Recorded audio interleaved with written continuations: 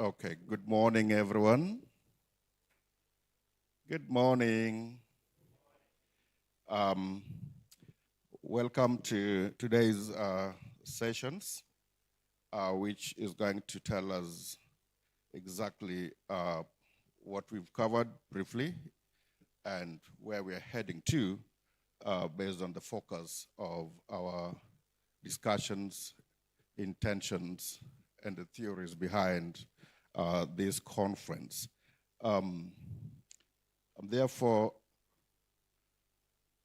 moving from the context to the focus. This analysis of today, and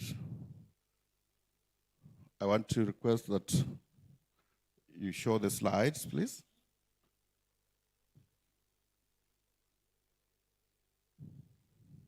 All right, thank you. So this conference basically has been and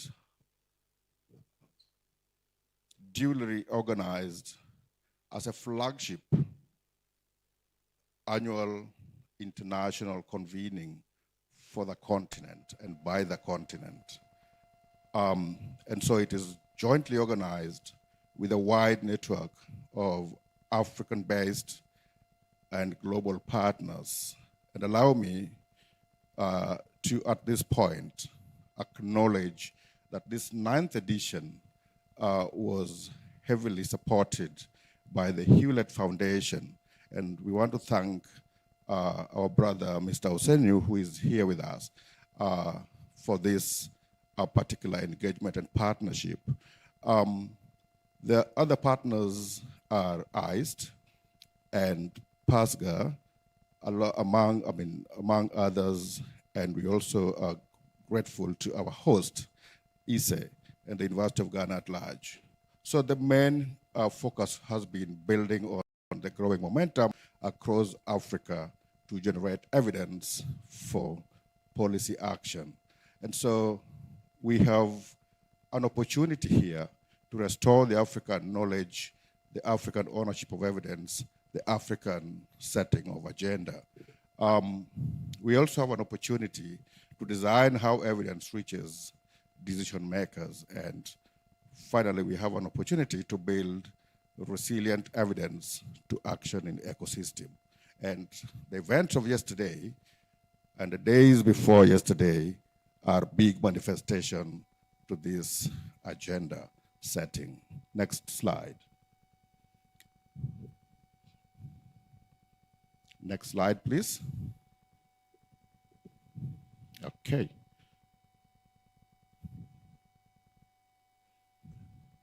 All right. So from yesterday, we had great speeches, great conversations, and great ideas about the evidence gap, exploring why evidence often fails to reach decision makers, posing barriers to uptake. One of these key issues that was identified is the weak translation into knowledge translation. And I want to thank the honorable speaker for the Gambia, who said that using data in legislation is like shooting in the dark. Using evidence is in itself getting the entire arrangement right. And so we realized from conversations that research is rarely packaged for non-academic audiences. Another conversation brought about the political friction surrounding evidence, where evidence competes with ideologies, with agencies. Agencies like timelines. We heard about the rhythm of evidence and the rhythm of policy being different. And of course, the issues around power, who controls the conversation. There's also an issue around capacity fit. Many decision makers quite often get the roles in government, not necessarily based on their qualifications. You might find a medical doctor being in charge of security in government. Now, it was quite clear that we have to get the evidence in a language that does not require skills to interpret and apply this evidence, and so it should be self-speaking. We also had issues around fragmentation, where we have silos between researchers, implementers, and policymakers. And so we had an opportunity to get interactive breakout labs, which is a defining feature of this conference. One component that is really key is that they were all, or they are all action-oriented. They are part of participatory learning spaces designed for peer exchange and collective problem solving. And so it is in the labs where we have an opportunity to share experience-driven insights from practice to implementation. We also have opportunity in these labs to engage where we have peer exchange and structured dialogue across sectors and also across generations. The most exciting opportunity was to see that some labs really have a huge composition of young researchers. And we also have we had an opportunity on this to contribute collectively to problem solving and synthesis of outputs. So the big question is, what is our theory of transformation in the reimagining of the evidence-informed policy ecosystem? The conference is structured around three interconnected pillars of transformation. The first one is to reclaim the space of evidence and the connection of evidence to policy by restoring African ownership. Here, we have a key process to decolonize the evidence agenda. Who controls the evidence? Who defines the evidence? And whose evidence actually is allowable in the policy space wherever we are having these engagements. Also, we need to center the local knowledge systems so that the knowledge contained in the evidence does not only look at the rigor, but also give primacy to the context information that's already available. And also this will help in leading the change from within Africa. The second pillar is that of reshaping the conversations by redesigning how evidence flows. And this includes bridging research and policy divides, investing in translating knowledge infrastructure, and prioritizing access to evidence, especially by researchers. A big question here is, when we have academic research produced, well supervised, with all the rigor, how does it move from the thesis to the boardrooms where decisions are made?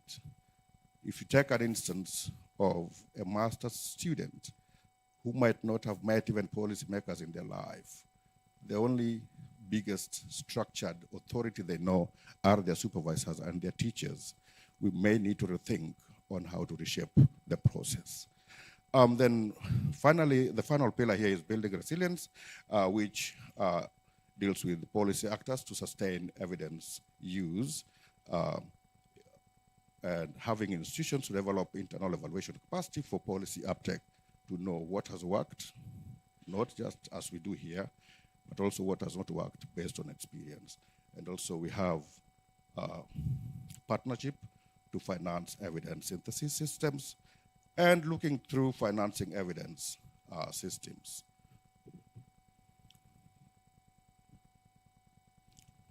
For this to happen, we propose a journey of moving from knowledge generation to sustained policy action, which has 6 critical stages.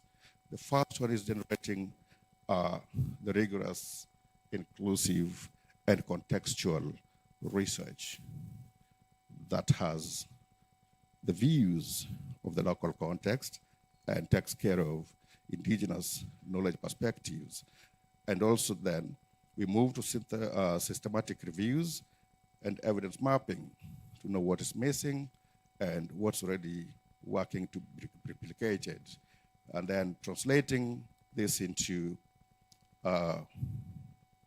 friendly materials to the policy decision processes. I'm really glad that we met with policy makers themselves, and one of the options that we were told, we were asked actually, was whether we can do a cabinet memo from research. And this is something that is really important so that we can look into having policy briefs, visuals, and human stories. Engagement through dialogue with decision makers is important, and PASGR is happy to share with us the ISSER model of engagement where we seal the gap of fragmentation through dialogue and concrete discussions between multiple stakeholders by generation and by sector. And then we move to application of evidence-informed policy programming and sustaining the institutional culture of evidence use, which goes back to a cycle of regenerating moving forward. Then we move to the last point now today. We proceed to the next step with practice-grounded, policy-relevant, and action-oriented case studies that demonstrate how evidence has not only influenced decisions, but also produced tangible outcomes. And I call this one here friends raising. And I want to pull this back to you where you are. Look right or left and tell me whom you see.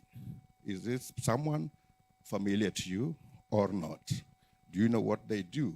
But simply ask them whether they have your contact. Can you just ask your neighbor, do you have my contact? If you don't, thank you. If you,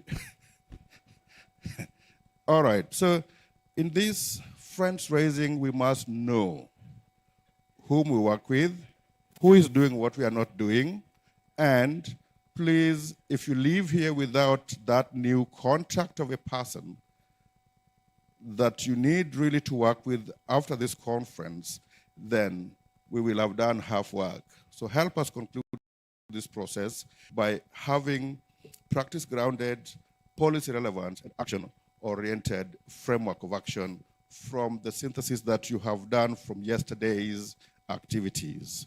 And so the focus for us is designing the case studies from yesterday's labs into action. And so for each lab, the government and parliamentary lab will be focusing on how evidence informs public policy processes.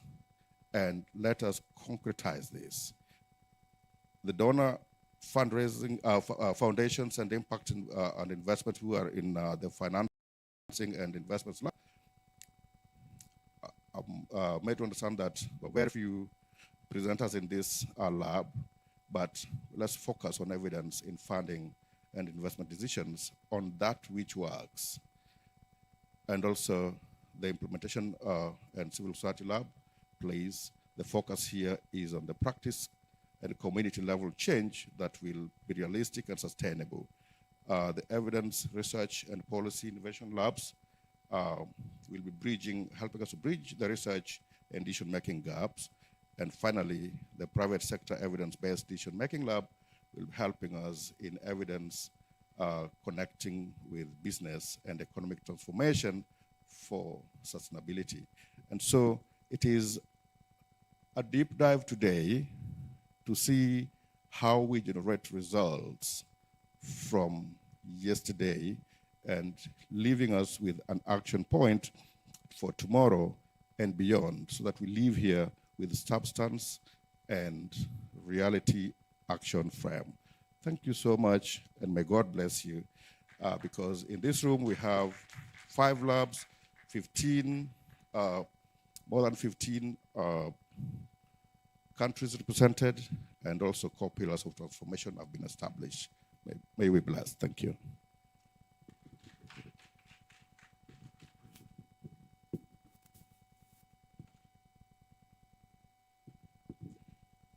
Thank you so much, Dr. Ando. I think he's laid the architecture of transformation, and we hope to continue the exploration together. He talked about reclaiming African ownership, reshaping how evidence flow, and strengthening the systems that sustain evidence use. Now, as I said earlier, as we shift from asking the what and the where and the whom to how and the why, because that's where the learning is. And I have the pleasure of inviting my brother to introduce the keynote speaker. Andrew is a senior research fellow here at ISSER at the University of Ghana, and he will be introducing our keynote speaker, who brings government, research, and private sector experience to this conversation. Thank you. Thank you very much. Good morning. So as we move from evidence to action, we want to listen to a keynote speech from Dr. Julius Mwaya, who is the chairman of the board of directors of ISSER and currently leading an expert who leads public policy, public and corporate finance, and banking. He also has over 30 years of experience working with government, especially in Kenya, where he championed results-based management and drove the integration of evidence into national development. He's also had a distinguished career in planning policy and budgeting. He played a key role in the formulation and implementation of Kenya's Vision 2030, which was crucial in moving things forward. Dr. Moa currently serves as a consultant in public policy and finance with Anderson Global and sits on several local and international boards, including a patron of the Greening Moa Environmental Initiative. Doc, you are welcome. Thank you.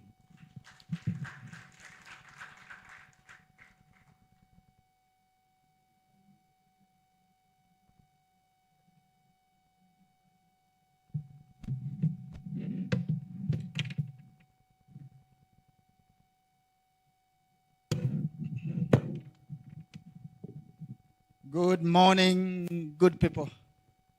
How are you today? Very good, very good. So I will start my presentation. I've been told by my moderator to do less than 30 minutes. So I'll do like 25 to see whether I can live within that. So I'll start my presentation with an exam. Exam, E-X-A-M. So everybody be ready. So the exam goes like this. How many years on average does it take to translate research into policy? How many years on average? I thought you guys would be asking AI. Yeah, I mean, the answer is somewhere in the internet. How many years? Someone raised their hand. Anybody with, yes, sir. 15 or 20. Somebody else, can we have another guess? Yes, madam. 17. Can we have another guess? I thought there should be fewer. Yes, madam. 5 and above. Yes, madam.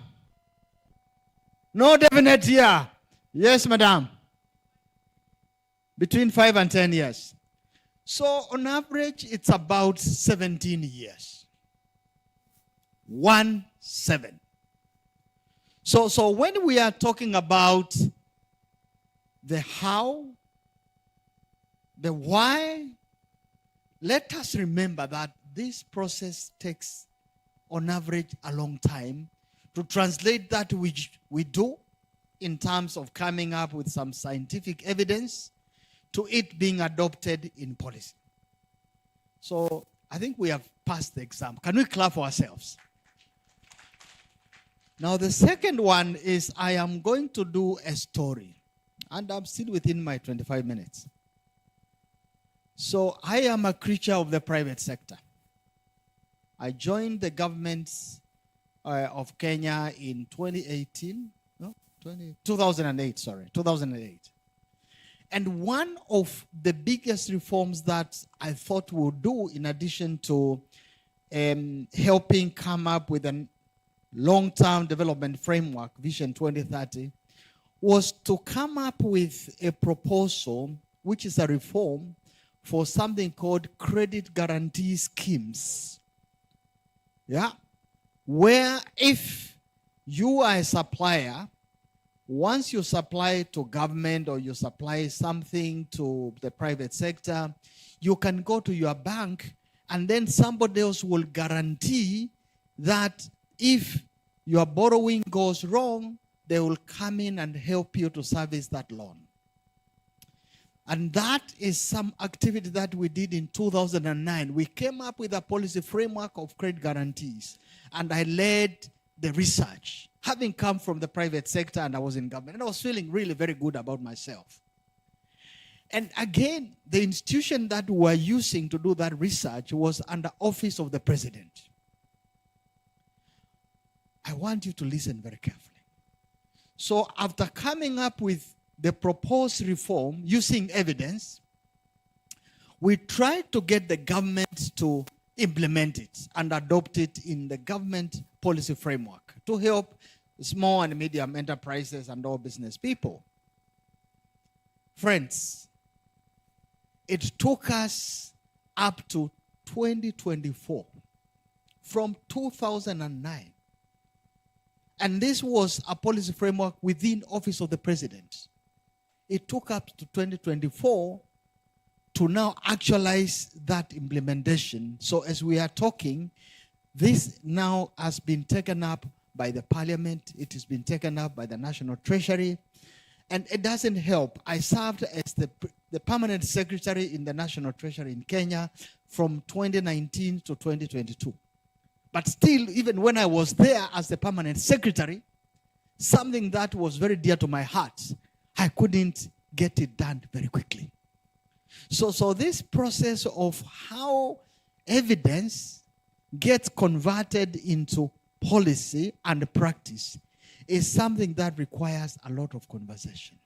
So I have personal experience where I was even having the authority and the power to make something move quickly.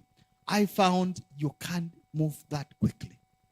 There's another level that someone talked about, the middle level. I think it is the gentleman from Helwet who talked about the middle level people.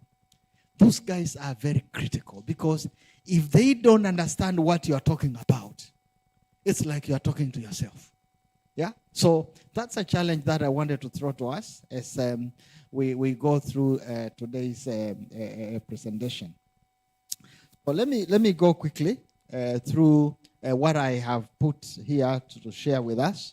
I'll try to limit myself to the time that I've been given. So as we are doing the many things that we are doing with the evidence that we are generating, I would like us to just make sure that we look at the final objective, which is the object.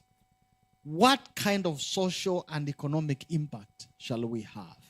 Because again, if we don't have a convincing argument about the social and economic impact, as we sell what we have done, it will be difficult to get our evidence adopted into policy. And I like what I think Caroline said, Caroline, are you here today? No? I liked what she said yesterday. Because a lot of the work that we do when we are generating evidence, there is something in business called marketing.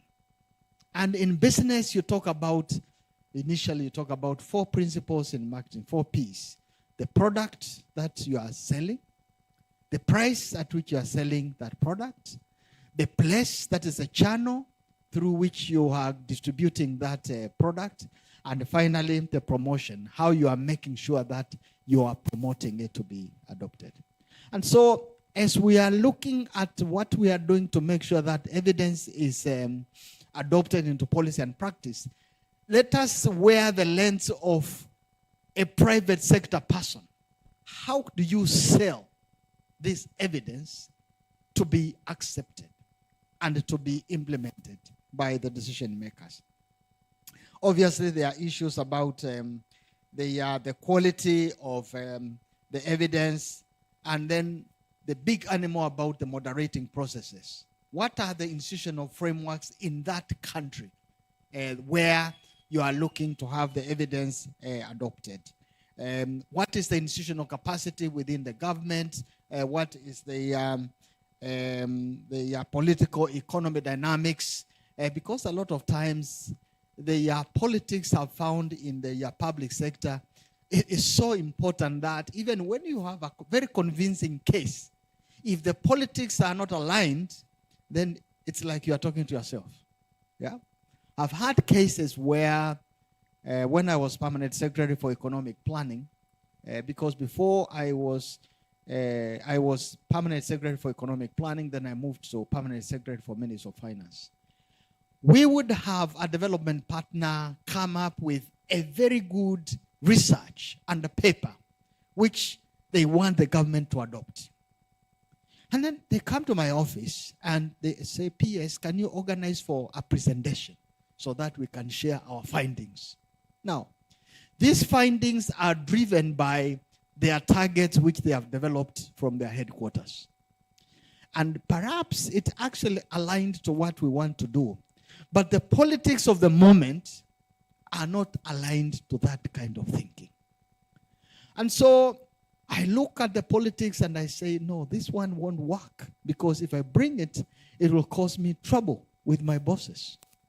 And then I play a waiting game. I tell them, you know, we are trying to arrange for a suitable day when you can make the presentation. And through that, we finally end up not having a presentation. Why? Because you have something else to protect. You have a job to protect. You also want to protect your boss, because you know the political alignment is different from what is being brought on your desk. Much as you know what is being brought to your desk is actually scientifically correct and the right thing to do. So I'm owning up, but it's just between us.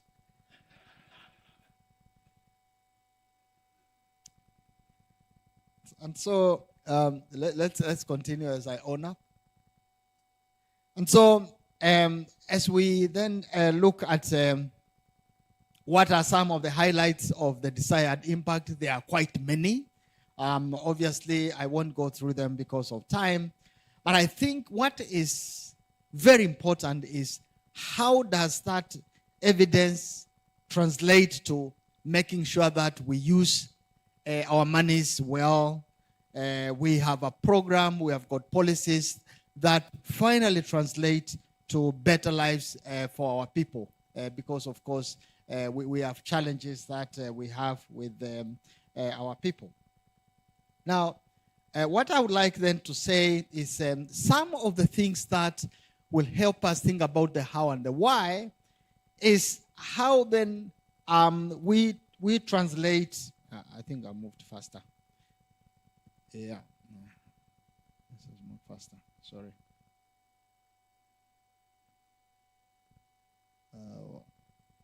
Looking at where I was. Yeah. It's the mechanism. This is something that I want to spend a few minutes on.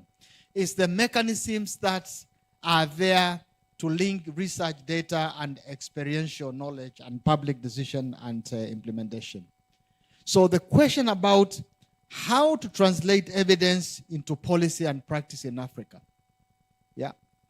Thinking about how to make sure that we understand the formal government structures, the government processes, because a lot of the evidence we generate, we are targeting it to be taken up in policy formulation in government. Again, what is the role of intermediaries and knowledge brokerage institutions? How can we make sure that we are working with them properly? I once, some times back, looked at the think tanks that we have in Kenya. And I was surprised there were more than 50 think tanks. Now, what surprised me more is that there is no regulator for think tanks. Each think tank thinks on its own, and it behaves like a tank, right? And so it's just to think about you as intermediaries and the knowledge brokers. What is this that you are doing? Because you are not regulated centrally, and there's no framework unless you make an effort for you to coordinate what you are doing to make sure that that which you are coming up with can find its place in government. Because there are so many competing things that government is dealing with. And again, I mean, even after you've come up with the evidence, how do you make sure that that evidence gets popularized? Because you know what is government, by the way? If I asked you, now, our friends from Ghana, if I asked you guys to go and touch the government of Ghana, what would you touch? Is it the president? Is it a cabinet minister? Is it the members of parliament? So government is a very strange animal. And so as one is looking to influence government, one has to think very cleverly of how to influence government. Of course, there's the donor, regional initiatives in place and all that. And then, of course, the question about actors and institutions, because there are quite a number of actors, both from the evidence generation side, the ones in government, and the media. By the way, let me surprise us. So in 2014, a research was done in Kenya to find out who are the most believed groups in the country. Let me repeat. A research on believability. Who is the most believed constituency in Kenya? And some of the groupings were the media. Are we together? The clergy, politicians, and a few other people. Guess who were the most believed? Is it the clergy or the politicians? That's the second exam. Who was the most believed between the clergy and the politicians? The clergy. All right. Between the clergy and the media, who was the most believed? The media. So, if we have done our evidence and we want it to be popularized, we want it to be believed so that they can shape behaviors and opinions, what do we do with the media? We need to engage the media and make sure that that evidence is popularized in terms of what it can do, because we are looking at the outcomes of that evidence.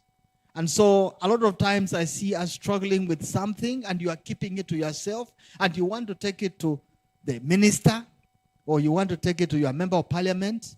But actually the route to take, use the media. Let it be popularized by someone else. And then you will get now more people saying, we want to believe in this because it's working. Let me go to the next item. And the next item is the decision-making mechanisms. Obviously, there are different arms in government, depending on what kind of evidence you have, the legislature, the executive, and depending on your country setting, like in Kenya, any regulation, any new law, any new policy, the Constitution requires that it must go through public participation. Let me repeat.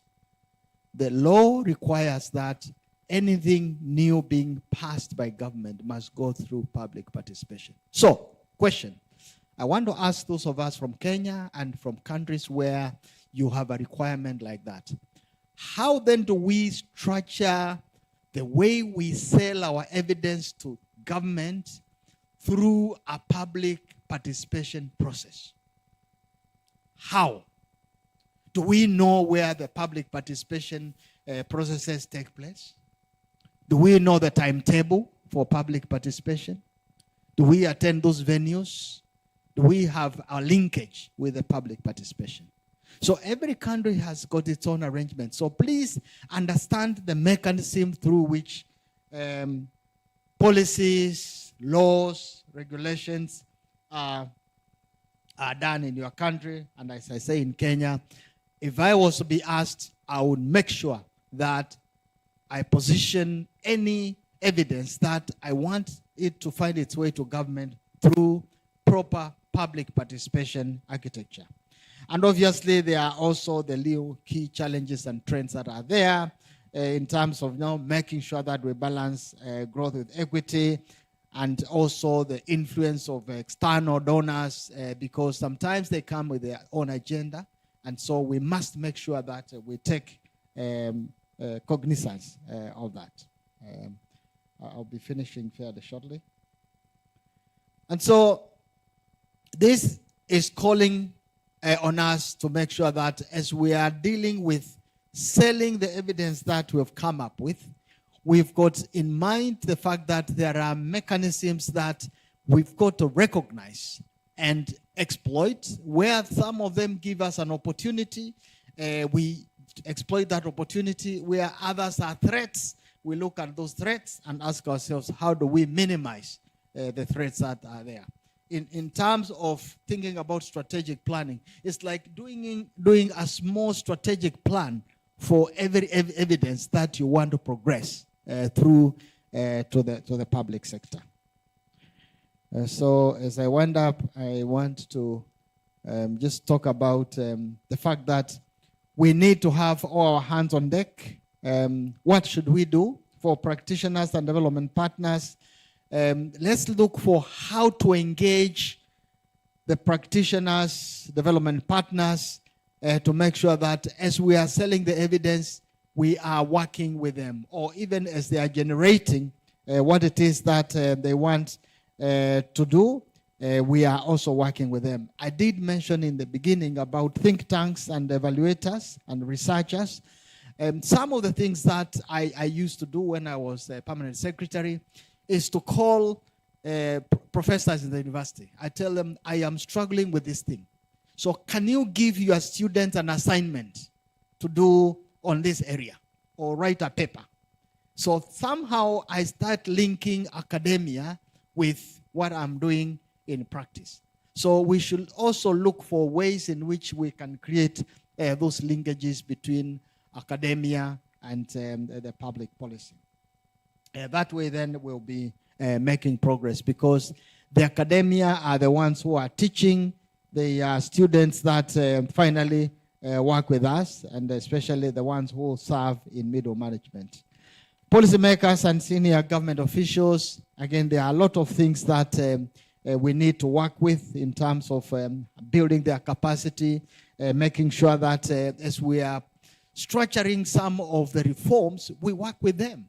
It makes it easier if you have sat and consulted with government what they are trying to do, so that as you are structuring a research, you have involved them in that process.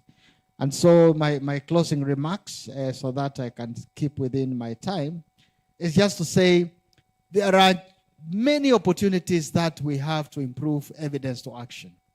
But this has to be deliberate, it has to be focused, it has to be intentional.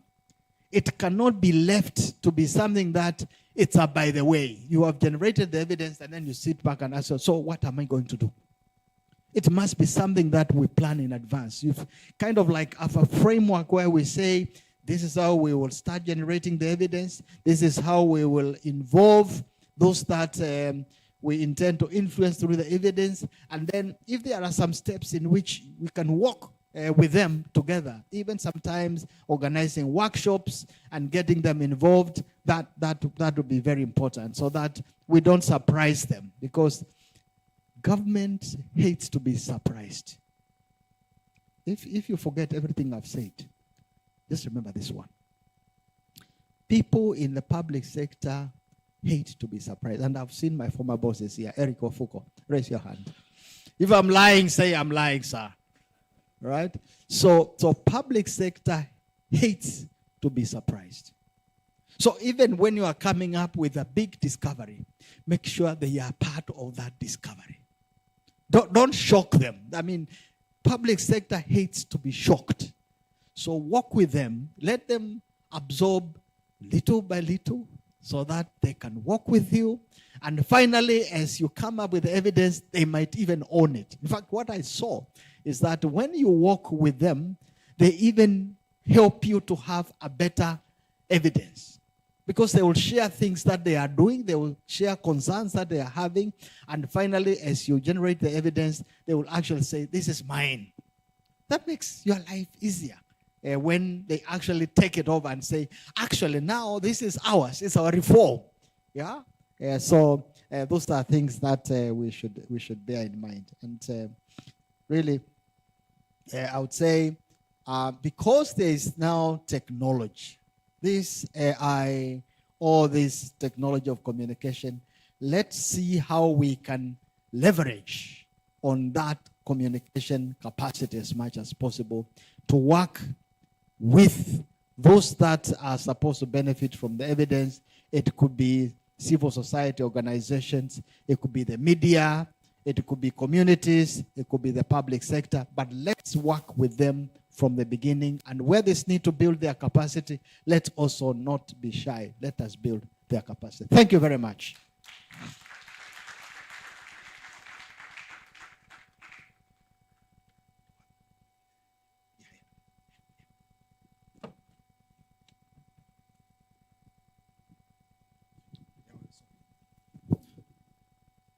Very interesting presentation from our keynote speaker. I make a few reflections by saying that if 17 years is the average to move from evidence to policy, then many researchers will get discouraged at the beginning. But should we be discouraged? Perhaps not. Maybe we should build the capacity and keep things rolling. Thank you very much once again. So, the discussions around the relationship between evidence and impact, I believe, is very crucial. While evidence is necessary, we do not believe that it is sufficient to ensure that there is impact. The journey from research findings to improve livelihoods is mediated by institutions, politics, incentives, capacities, and governance systems, as the keynote speaker reflected. One of the strongest contributions of this speech is the emphasis on mechanisms. And we do pick a few. The fact that we should not make the policymaker surprised. And in fact, a couple of weeks ago, when we threw in a statistic on awareness of solar energy in Ghana, both policymakers and the business community did not believe that if you take every 100 individuals in Ghana, 15 of them, or households, did not know that there was opportunity to use solar. So that statistic pushed them around a bit. But if we had involved them from the beginning, perhaps they will agree that not all households know this. So we take note of that, and I believe it's an important point. The keynote speaker also highlights some of the setbacks of translating evidence into action. And the first of these, I believe, is the lack of investment, which he alludes to subtly, but very important. Also, the lack of linkages between we researchers and the users of the knowledge. That is also crucial. And the translation mechanisms once more is highlighted. These issues, I believe we need to pay attention to. One important observation that he makes is that short-term successes fail to survive beyond donor funding, especially on his slides, or political transitions. So how should we position ourselves so that the things we produce do not end with cycles of politics or with cycles of donor funding? That needs also to be reflected upon. So I make 3 brief points and then hand it over to the audience to also ask some questions. While the keynote speaker emphasizes institutional capacity, we should also consider the incentives that drives evidence use. So why will anybody in the office of the president be interested in using the evidence? We need to find some ways to incentivize them to use it. So picking on the point about think tanks, now we also see a springing up of think tanks which are political party linked. It might scare us to engage them because we may believe that we are partisan. But those think tanks have direct access to the parties in power or those in opposition. Can we also try and engage them with the evidence we collect and hope that they would put it on the table of those who matter on our behalf? I think it's an important point we could consider. The second point I make is that we should also pay attention to citizens, greater attention to citizens who are able to generate data. Or perhaps they are currently not generating data, but we can use them to do so. A country like Nigeria does have what they call youth service. And every year, thousands of young people are thrown into the communities across Nigeria to go and serve in various capacities. And one of the things I reflect on is, for instance, the lack of evidence on declining soil health on the continent. Yes, we know soils are declining, but by how much? It costs a lot to pick soil samples, analyze them, and give it to policymakers to use. But we are pushing people across Nigeria every year. Can they collect the soil samples and take them to the nearest labs so that the right evidence is generated? This solves the problem of funding to some extent. And we are using local people to collect evidence for action. My third point is also to emphasize the rapid growth of artificial intelligence. Whilst we are happy to have it, we also need to get people who can use the artificial intelligence reasonably. Because some students, some researchers may simply go use the artificial intelligence, generate some results, and do not have the ability or the time and patience to go through that evidence to ensure that it makes sense before handing it over to the policymakers. It's also an important area we need to pay attention to. Finally, I rehash the point that everything we produce, we need to ensure that the price at which it comes is reasonable to the user of the knowledge. We need to also ensure that we put it in the place where it can be purchased. And for us to ensure that it is purchased, we must promote it. So research institutes must now think about getting knowledge extensionists. So beyond the people who do the research, can we also have offices where people take the knowledge and hand them over to the people who use the evidence? Thank you very much.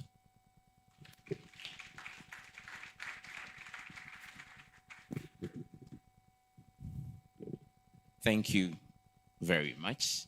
Those of us who were here Monday, Tuesday, yesterday, and today we got a second dose of the reality check, what actually happened. Those of us who were here when Honorable Eric spoke, he gave us the first dose, and now we got the second dose. But since we're all here, and we have our keynote speaker here, we would want to take a few questions that would help us bridge the gap from evidence gathering and evidence use. Because so far, I think the consensus has been that, yes, we are generating evidence, but it's not reaching those who would have to use it.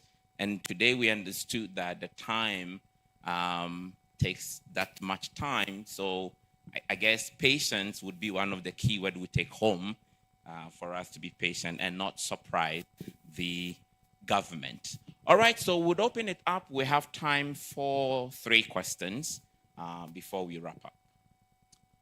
Yes, okay. Can we have the microphones around? So we'll have one here, and then we'll have one there. Okay, thank you very much for that wonderful eye-opener. My question is coming from your first question. 17 years, is it not too generalized? What type of research are you talking about? And what type of policy are you talking about? Have you taken into consideration the rapidly changing technological advancements that make it in such a way that before you introduce something today, in the next 2-3 years, new things are being introduced? Do you think that assertion doesn't belong to the past? Thank you. I'll be coming into it in my panel discussion later. Thank you. Can you please give us your name? Tomo Joseph Young, Technical Advisor to the Minister of Basic Education, Okay, Cameroon. You. Thank you. We'll take our second question. Thank you. Matush from Mozambique. Actually, it's not a question, but I would like to have the comments from our distinct speaker. My take-home message of what you said is the following. If we accept that it takes long from research, evidence to implementation, to me, the implication is that we should really focus not on persons, but on institutions, because permanent secretaries change, governments change, even in funding agencies and partner agencies, people change too, and quickly. So is it right to assume that if you cannot shorten that period from research to implementation, then rather than hope and pray, we should start focusing on engaging institutions, which will still be there when people have changed. The second one is, during our conversations, it struck me that we are still focusing maybe almost 100% on what governments should do or can do and policy that governments have to pass. It's important that we have an enabling environment, but should we not think of other possibilities of making impact and contributing to development in our countries? Are there other avenues, not to sideline government, but to bypass the bureaucracy and the natural time that government take to decide? I think we should reflect really on the example of M-Pesa and other things. Thank you very much. One more. Okay.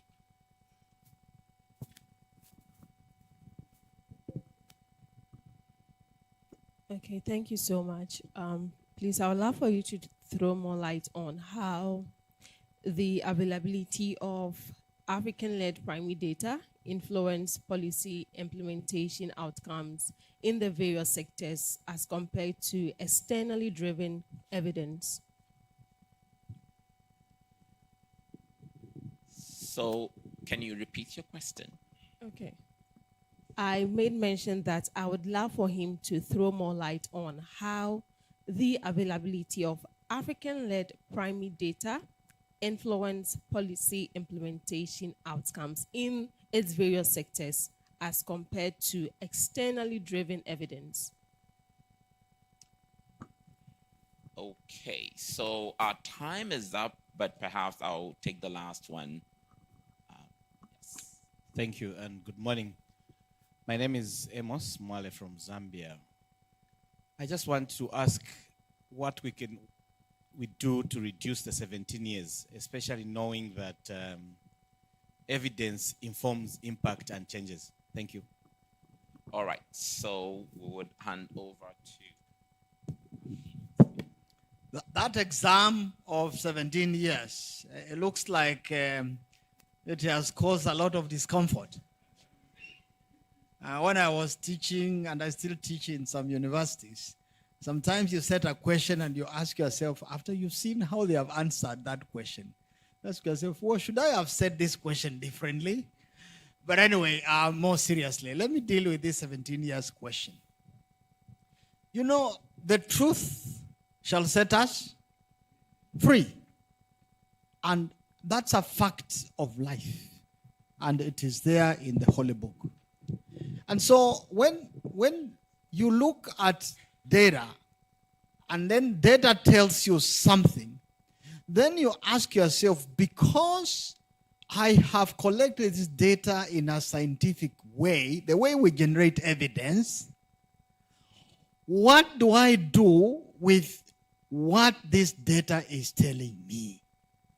Because the reality at the moment, from those who have done research on how long on average it takes to translate research data into policy, it's about 17 years. Now, some of them could be very short. It could be like maybe a week or a year, but others could be very long, could be 20, 30, 40.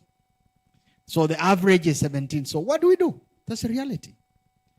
So if I was teaching in a policy class, public policy class, I would actually ask one of my students to write a paper on how long it has taken to translate research into policies for the policies that are being implemented by government. Now, you go back and look at when did that research or the evidence get generated.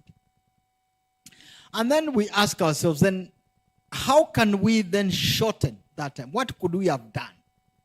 And there's a reality that I pick from my private sector experience, because I'm a private sector animal myself. Private sector sometimes decides, I am going to introduce a product and sell it to the market. And I am going to influence the tastes of people. Even if it involves selling ice cream to Eskimo, Greenland. You go to Greenland and you sell to them ice cream. Private sector will do that. So the point I think that I want us to come out here with is, given this long time it takes on average to translate evidence into policy or practice, what can we do as researchers to shorten that period? And this has to be deliberate. Obviously, because we are also religious, you put prayer in it. But brothers and sisters, I want to say we must be proactive, we must be intentional, and I like what our friend has said about dealing with institutions, not personalities. Because persons change, officials change. So a strategic posture on how to shorten 17 years is something that I can say we can walk out here with, and those of us who are funders can actually now start looking at how to fund some research into that area so that we generally shorten that 17 years period. And we can come up with evidence to action on how to shorten the year period from evidence to action in Africa, given that general experience of 17 years. Yeah. And that is what I would say. But of course, with AI and all those things, it is possible that we can shorten that, dealing with institutions and also influencing the way government thinks. Because every cycle of elections, a political party comes up with a political party manifesto. Who writes that political party manifesto? Because some of the behavior change is influencing that political party manifesto, how it is written. Yeah, that's something that I would share quickly about 17 years. I want also to comment about the focus on government. Obviously, government does not exist in a vacuum. Government is a sum total of the citizens in a country. And so, again, there is an area where we can ask ourselves, who are the opinion shapers who influence how government thinks?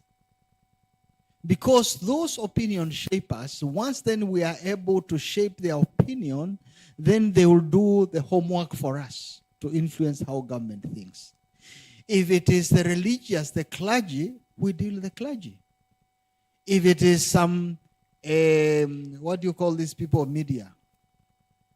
There's some people who are very famous in the media and they influencers. Yeah, we focus on them. Yeah, so it is possible that we can actually deal with other members of the citizen who can influence government, communities as well, depending on how each jurisdiction is organized. So there are opportunities that we can exploit in terms of influencing final development outcomes without necessarily going to government directly, because there are others who influence government. The last comment about what our dear lady there talked about, the comparison between availability of data and evidence locally as opposed to externally driven data. Again, that depends on our structures. I would say to a large extent, what you can generate locally is more relevant than what is parachuted from outside. But again, if you keep on just focusing on yourself, what is generated locally, you might miss out in the bigger scheme of things, because there are things which are happening externally that you need to take cognizance of. So while at the same time exploiting what you can do internally, I would say let us keep our eyes and ears open to what is happening outside. Fortunately for the public sector, you don't patent your work in public sector. So what public sector does very well, they stand on top of rooftops and say, hey, ye men, come and see what I have done. As opposed to private sector, where if you do something good, you patent it and you sell it at a premium. But then let's look at what we can copy from somewhere else and then adopt it, customize it for ourselves. I thank you. Thank you very much. I think this is what time would allow us to do, but our keynote speaker is around, so during the break, you can reach out to him if you have more questions. So on behalf of everybody, we want to say a big thank you to you, sir, for this insightful discussion. Thank you.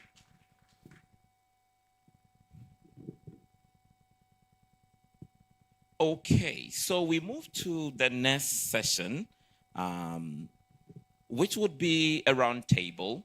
Now we want to have all the different people involved in this process, whether in the evidence generation, those who are taking part in the translation, and those who are also involved in the use. And I'm excited to have Professor Fadel moderate this session. Professor Fadel has been a great mentor to some of us. He's been working with us on different projects, so I'm really excited to introduce him. He is the executive director for PASGR, and a globally recognized leader in agricultural development and economic policy. He was the former deputy president for AGRA, and he is a professor of practice at my university, McGill Center for Convergence of Health and Economics. He has a PhD from Wageningen University. So, Professor Fadel, the floor is yours.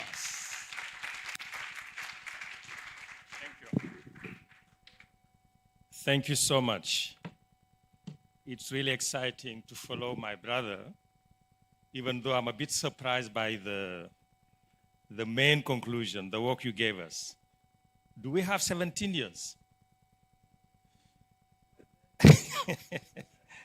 Yeah, but that's a good challenge to have. So it's my pleasure, basically, to be moderating the next session. And I think the good news with this is you actually set for us the task is very clear. We know the what and we know the why. So our session will be more on the specifics. Under what condition, what is not working, so that we understand how to target those 17 years, and how can we collaborate to get it done. Maybe part of the reason why it takes 17 years is everybody is doing my. Maybe there is another way, and the youth will tell us how to do it. So I'm privileged to have a very able panel, and I'm going to call them one by one. I will start with Professor Howard. I understand now you're replacing your colleague from China.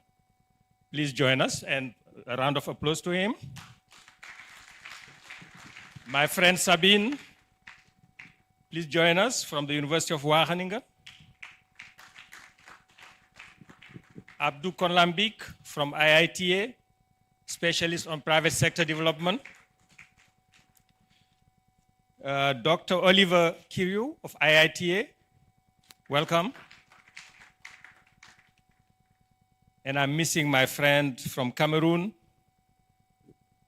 Please join us. Joseph. So, gentlemen, I'm told change happens when people are not happy with the status quo. Please, who is happy with taking 17 years to have a low change? If we don't have 17 years, what do we do? So because we only have an hour, one of the things I would like us to do is to manage time. And those who know me, that I'm very serious about time. When I come close to you, my friend, it's not because I'm watching your shirt, it's because you run out of time. So the way we're going to do it in 3 blocks. The first 2 colleagues will lead us into success, to give us concrete example where it happened, maybe in less than 17 years. And we will ask Kiriou from IFPRI, and our friend, somebody from the ministry, I think I have another, is he around? The NDC. I'm missing one panelist. Audrey, is Audrey in the room? Okay, Audrey, how can you, come on, you knew, I don't drop you. Please welcome him.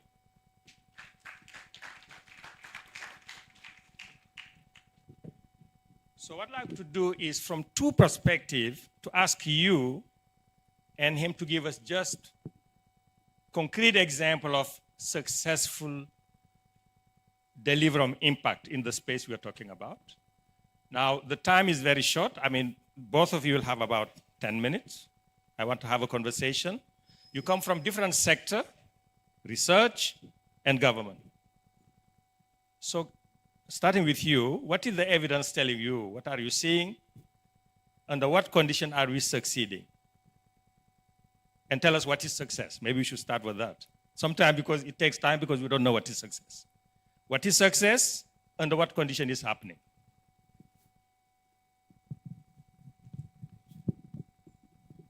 Can you hear me now? Yeah.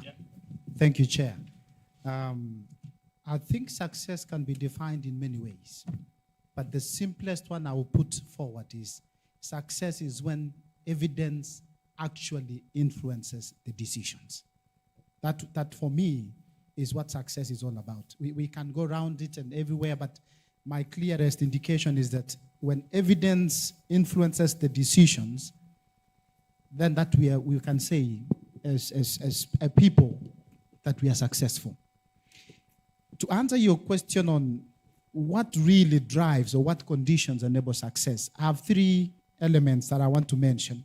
Of course, from my experience from working in East Africa, the Horn of Africa, in Sudan and other contexts, and now working in West Africa as a lead for IFPRI in Ghana, Nigeria, Senegal, and a few other places, I have seen sustainable evidence impacting policy decision making in many ways. But the 3 key things that must work and work interrelatedly is, first and foremost, there should be institutional demand. Evidence will influence decisions, and government actively seek to address some policy challenges using evidence. So if there is no demand from government, there is no institutional demand, I can simply say that you are not going to see any success. So government must own the process as a client, not as a recipient. We shouldn't sit somewhere and produce evidence and lo and behold, we have new evidence that can influence your programs. There should be some institutional demand. Number 2 is that there should be trust and credibility. Policymakers will use evidence when they trust both the source and the process behind it. No wonder some government agencies go to specific entities to get some evidence on what to do. They don't go to everybody. They go to some people because they trust them and they trust their processes. And at IFPRI and a few other organizations, of course, we've been lucky to be part of that group of people that government come to us for this, for evidence. Consistency, traceability, and other things will survive the turnover and the political transition. In politics, 1 day is too long. But in politics, 5 years can also be very short. I've seen government saying, we need another term to finish what we promised to do. But at the same time, a day can also be very too short. Let me just say the last one. Now, I told you, Okay. I'll stop you. Okay. Your time is up. Now, we'll come back to you, hopefully, because I think you made some very important points. Firstly, a demand. Who wants it? And you mentioned government wants it. And my brother here mentioned earlier that government, yes, but probably governance. You have other stakeholders. But the point of having a demand for the change is important for the evidence. Secondly, trust, the intangible element. You know, if I trust you, if I can be an honest friend to you, I can tell you the truth. If I fear you, I will run away. So there is something we probably need to name. And thirdly, your third point is around engagement, continuous engagement. Continuous engagement. Yes. So my brother, I'm going to challenge you. Give me an example, just one, of an evidence converting into an actual policy, hopefully in less than 17 years, because you don't have 17 years in government. Give me one example. Right. Thank you very much. So my name is Peter Porekun, and I work for the National Development Planning Commission. I'm representing my boss, Dr. Audrey Small. Okay. I specialize in predictive measurement and scenario planning. So your question is apt. Just yesterday, we're discussing Ghana's human capital development strategy. This strategy has been influenced by gaps that have been identified in skills mismatch, in Ghana training certain caliber of staff that are not in demand. Today, if I ask the question to my colleagues in academia, how many doctors do we need in Ghana? How many professors do we need in Ghana? That is a difficult question to ask. So the gaps we've identified in Ghana's human capital development based on evidence is making us think differently and developing Ghana's human capital development strategy. Okay. It is not short-term, but it is long-term. Okay. Then I will add quickly, my friends in academia, if you surprise the public sector, we will shock you. And so the caveat is, let us co-create the evidence. If we co-create the evidence, then usability, then trust, then sovereignty, then the use comes into the space. I thank you. Oh, thank you. That's brilliant. I think we heard you very well. When a gap is identified clearly, you produce a document. When will the action happen? Will it take 17 years? Hold, don't respond. I would love to. No, don't respond yet. But I think the point is very clear. We make plan, a gap is identified, we produce a document. As you say, trust is a byproduct on the way we engage. Let's co-create it. I can take that. But I'll come back to you. You know exactly. How long will it take for us now to start filling the gap? Secondly, where is the budget? Where is the budget? Do we have skin in the game? Now, I'll move to my friends here, Abdul and Joseph. What keeps failing? We're told about the policy pipeline. From your experience, and you can introduce yourself because you come from a very interesting sector, basic education, where we may have a vision, we may have plans, we are doing things, but your experience, and I know you don't have 17 years. What is your pain point from where you're sitting? Thank you very much. I want to say that everything has been discussed here. There must be a triangular alignment of policy, targets, and evidence. And that's where I disagreed with the professor. If we have a target, the first target we have is Sustainable Development Goal for 2030. Educational Sector Strategy 2030. National Strategy for Development 2030. A period of less than 15 years.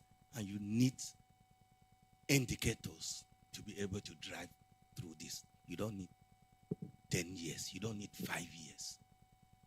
You need a short period of time to have evidence and to drive towards these goals. And with us in Cameroon, we look at it differently. It is because you are waiting for institutes to provide the evidence. You are waiting for individual personalities to provide the evidence. With us in Cameroon, we are structured. We have 2 evidence bodies. We have what we call PASGR, which provides quantitative evidence, and we have what we call effective-based Africa, E-base. They are here. They provide both quantitative and qualitative evidence. And when you put this together, we work with government, they work with government on a program. You are not going to wait for 17 years. We work with alignment. Joseph, this is our strategy. We are moving. Sorry, yes. Joseph. You're making sense, but you are not answering me. Yes. What is failing in your case? What is failing in my case, and I'm not sure that I can tell you that we are failing. I'm not sure. We are not failing because we are focused. If I tell you that we are failing, then I'm telling you that we are not doing it. No, let me rephrase. You're not failing. Where are your pain points? What is your pain point? Where is more difficult for you to advance quickly? Not to do 17 years, but to do it faster in your case. Yes, it is our goal, and it's where we are pinpointing this point. Our goal is make short-term goals. Okay. Have short-term targets. Okay. Don't take it too long. And if you make short-term goals, you need to work with structured bodies that can provide evidence within a certain short period of time towards which you can target delivery Thank to you. get to your policy. Thank you so much, Joseph. I think you really helped us here. Even though we have an ambition that can last for a long time, we need to build a pathway that tell us what our steps are today, tomorrow, and do it intentionally, not ad hoc. Yes. When I succeed, I will see this. I can start today and start doing it today. Am I getting you correctly? You are getting, No. because we... No, hold your thought. I'll come back to you. Okay. Abdul, Okay. you are a special of private sector. You work from a research organization. You have the data. Your engine is based on evidence. Where are the pain point of walking the talk on private sector? The Honorable told us how private sector is the way to go. Why is it not happening at scale, from your point of view? Thank you for that. And thank you, the speaker, I'll build on some of the key points that you just highlighted. So when you look at it from the research perspective, and we are talking about innovation and product, first of all, you need to make sure to bring the evidence that the product works for whom. You need to generate data. When you have it, you need to generate data to understand the pathways for this product to go to the market, to the users. Some product will pass through public pathways. Vaccine, you have some product probably may not be able to be sustained through the private sector. The government needs to come in. So you need to generate evidence for the government why the government needs to come in. The pathway for the private sector, you need to generate data, evidence, market analysis to show to the private sector that they can make money from this. And at the same time, you can come with some clear evidence. Sometimes you have the public and private sector kind of partnership. What the public sector needs to do from the policy perspective and before the private sector can come in. So you have to engage all these actors, bring the data on the table, and engage them and ensure that they can play their part. And how do you work with the private sector to really engage the government so that they can really work on all these aspects? So one of the key things that I would like to say in terms of the pain point, when you look at all this journey, one of the key aspects that we don't really look at or we are facing in terms of the challenges, how do we ensure that as an organization, we have intentionality when we start designing this program, research program, throughout the end game? Okay. To know that this product is not just to do a research and to publish a paper. We know that it's a product will generate innovation, has to go to the end. So we need to anticipate and to put into the plan all the actions. Okay. The people and the institution within the organization. I can tell you we have a lot of national research center here. If you ask them, how many of them have department to really engage with the private sector and all these actors to bring the product to the market? You have few. Okay. You need people, and you need to make sure also that what is really strange and what is really for the public sector. And I think that's from my experience. I just want to give you a short thing quickly. No, hold it. I think give us time to digest what you're telling us. It's really very important. I think there is an intention. There is a pathway. There is a co-creation. I mean, the idea that brought here, element of intentionality. So what I'm hearing, maybe I will come back to both of you, you have to design your research with the results in mind. You start with success and you reverse engineer. For this to happen, at this time, I need A, B, C, and D, and have a dedicated engagement and understanding what is in it for them. What you're telling me, it takes 17 years because it's a political process. So we can manage the political process if we know who are the players and what is in it for them. Is there a space for win-win that might transition to partnership? Is there space where when you win, I win? Or is it a zero-sum game? I will start with you, Sabine. I know you are in research. You also engage in partnership across Europe, but also with Africa. In your experience, what are the partners? Who are the key players and what are they looking for? Are they speaking the same language? And you can give me the bad news. I want to hear what is not working.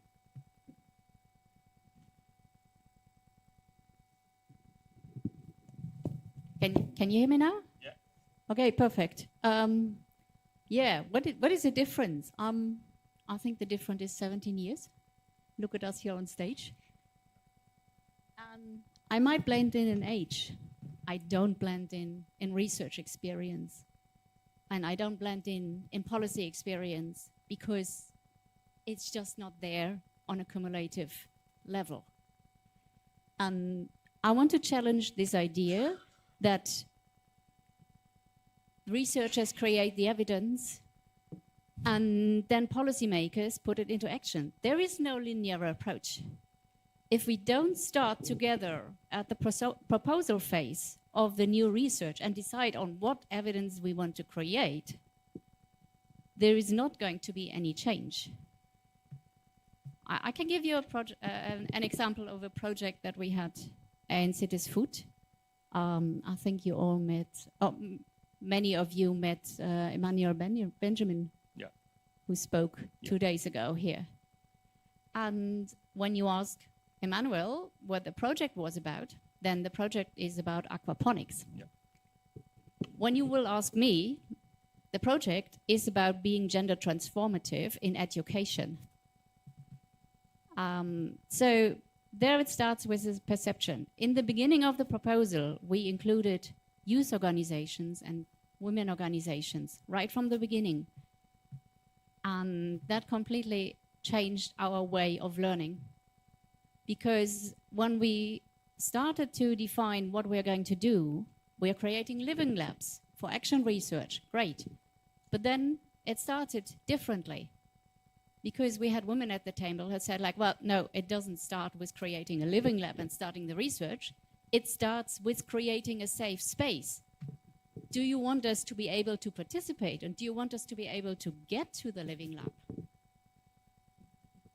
Oh yeah, okay, let's start there. Good idea. Same thing with the youth. It didn't start like with, we need more education. It started with like, can you please put the location of the living lab somewhere close to the bus stop? Because we want to get there.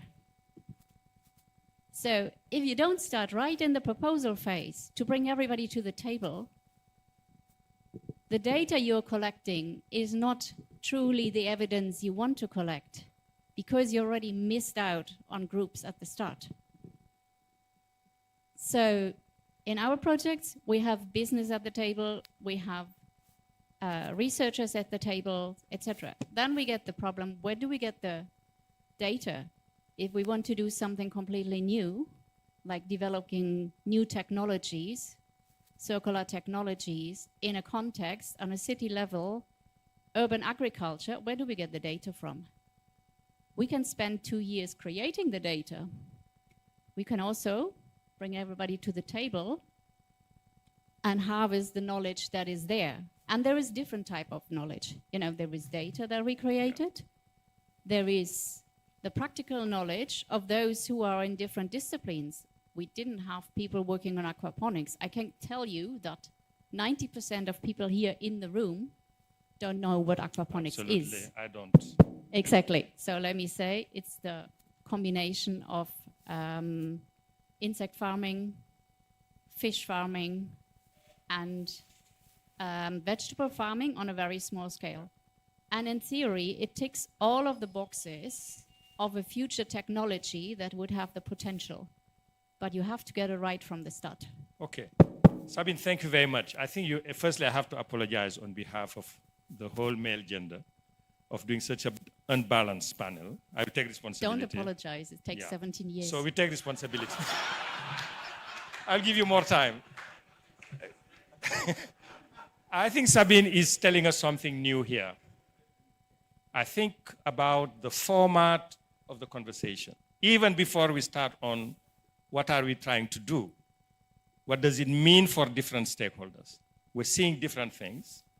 You don't need to shoot anybody, my brother. I mean, they are part of the, I'm talking to my colleague there. Yeah, we will surprise you because you don't own the conversation. And probably what you're telling us is the way we design, ask the question, well, actually, if you are not planning to succeed, if you are not planning, what is the expression? if you are not planning for success, you're planning to fail.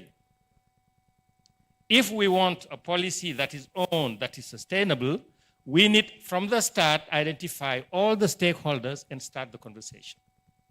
And probably we are not doing yet. And I think we have very good example of what you're talking about.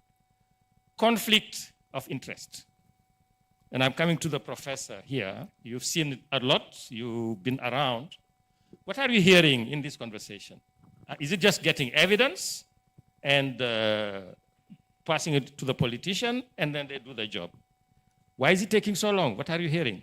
Okay, thank you. So what I want to do is try to illustrate some points with Chinese experience and the way in which a lot of the themes we're hearing. Can you hear? Maybe you speak, okay.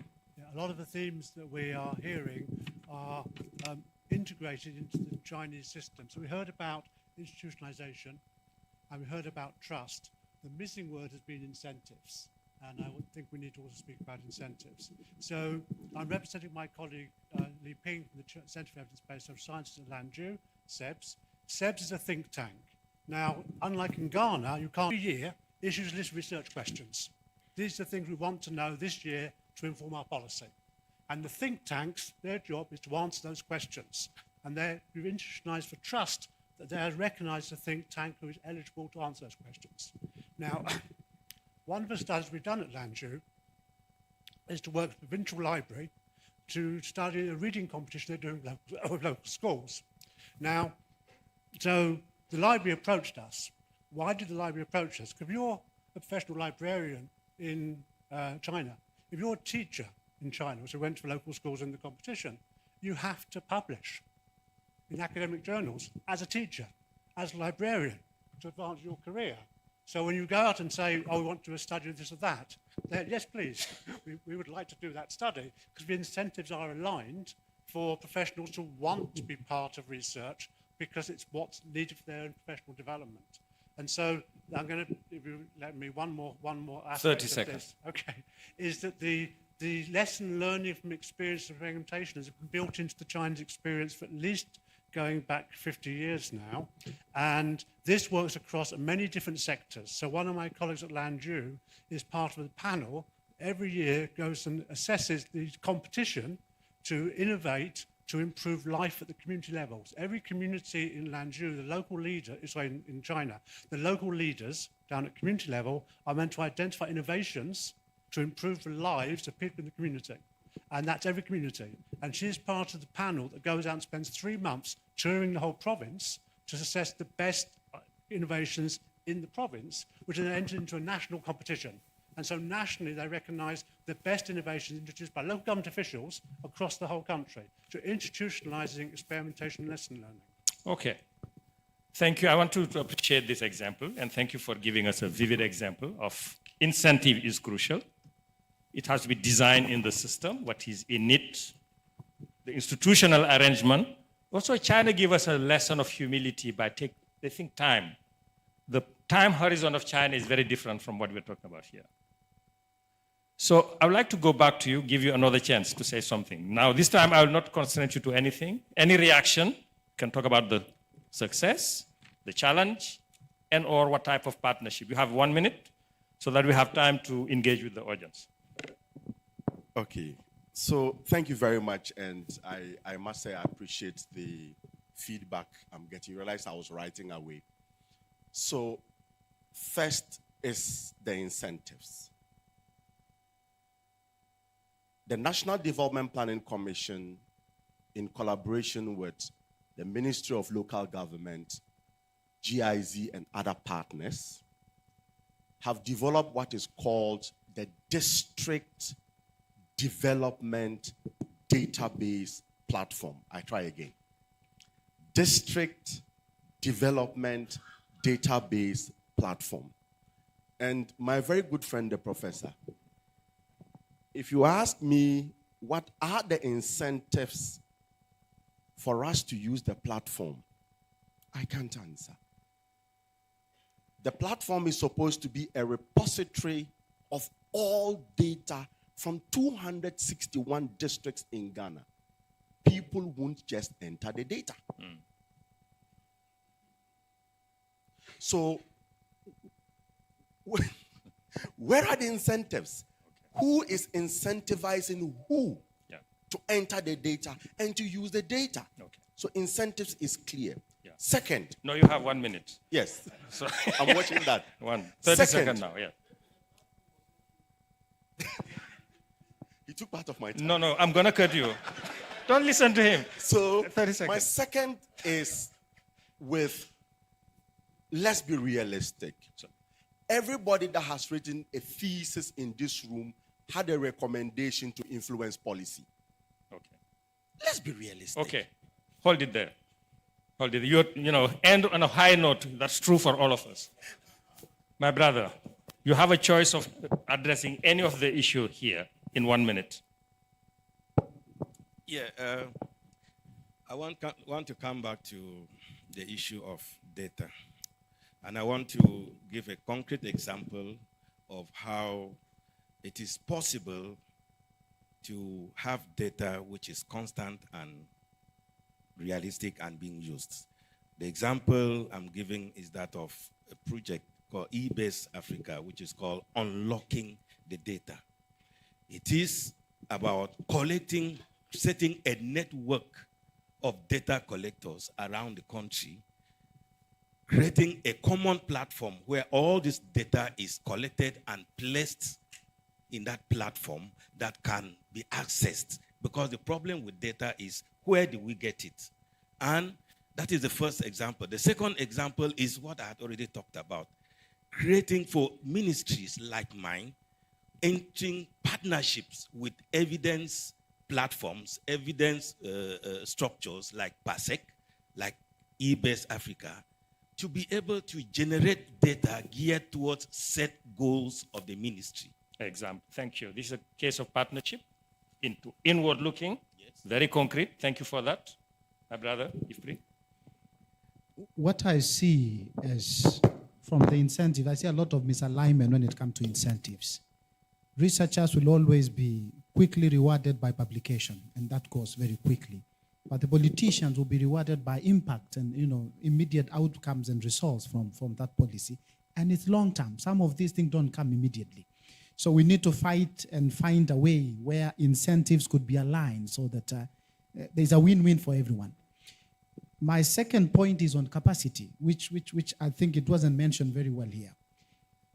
If you go around ministries of agriculture, ministries of food system, the food system aligned ministries, what you find most of the time is that the capacity in those ministries is not as strong as in the evidence generating entities. So we need to think a little bit about how do we translate the external evidence generation to work internally with the also line ministries and the people in the ministries. Thank you so much. Abdul? I have 2 minutes. No, 1 minute. Okay. So just a quick one. I think one aspect related to what is it in need and the way also we as a research for people who generate evidence. I just want to give a short example. I won't tell about the country. We're designing a large program where we want to really make sure that farmers can access market through local procurement. And we're very happy. And when we did a first analysis and so on, we discovered that there was a lot of, the level of aflatoxin was very high. And, as a researcher and the thing at that time, we just go package the thing and went to the Ministry of Agriculture and tell the minister, I think we cannot do this. And because it's really dangerous. The second question, do you have a solution for that? What am I going to give to my people? This is the maize basket. Yeah. What am I going to do? You have a solution. We say no. So leave my office. Okay. So I just want that minister. I like that. No, minister. I just want to mention that the way we use the evidence, the way we engage, the way is very important. Yeah. The second aspect is about partnership. We talk about trust. We talk about the credibility of the organization, who does what. We need to partner with the right people, the right organization at the right time. Who can convey? Absolutely. Who can bring the data together and so that to make that, because it matters. Who is in the room, who talk to who. Thank you. Thank you, well landed. Sabine? I can just concur that I think it's not about the data, it's about the voice that data can give us and the potential it has for change and for action. So, yeah, I think you're completely right there. Thank you. Voice is an agency behind it and the agenda that goes with it. Thank you. She spoke for like 10 seconds, so I can have another 15. No. I'm the referee here, so okay. Please go ahead. So a lot of people are using the words data and evidence interchangeably. I don't think that's correct. Data need to be analysed and then created in various ways to become evidence. So I have this pyramid called the knowledge brokering, knowledge translation pyramid. It goes from data to studies to primary studies, reviews, maps, and then what I call evidence-based decision-making products like guidelines and portals. And the point about this pyramid is the more, as you go up the pyramid, evidence is more heavily curated. And the idea of evidence-based decision-making products, it makes the evidence available in a form decision-makers can use without having to go back and read the underlying studies. They're not going to do that. What we see is a lot of under-curated evidence products. So if you put a lot of stuff onto a website and think it's an evidence portal, it isn't. It's under-curated. It's just a bunch of data. And if people need to go and analyse it further, that's something for researchers and decision-makers. So evidence and gap maps, which 3I did a lot of work to promote while I was there, they're not for decision-makers. They're for researchers. And I see them as an instrumental product to actually help build high-level things like what works portals we work on, but always by starting from a map. So there's some international organisations, I'll name a couple, like Global Partnership for Education, New Foresight, New Employment. They say they're evidence portals. They're not. They're evidence platforms, which are under-curated bunches of resources. And they're a waste of money, so people shouldn't be doing them. Thank you so much. And a round of applause for my panel for being very disciplined. Now, we say a few minutes. I'd like to give a chance to two young researchers, ladies, young. Now, let's finish and let's finish.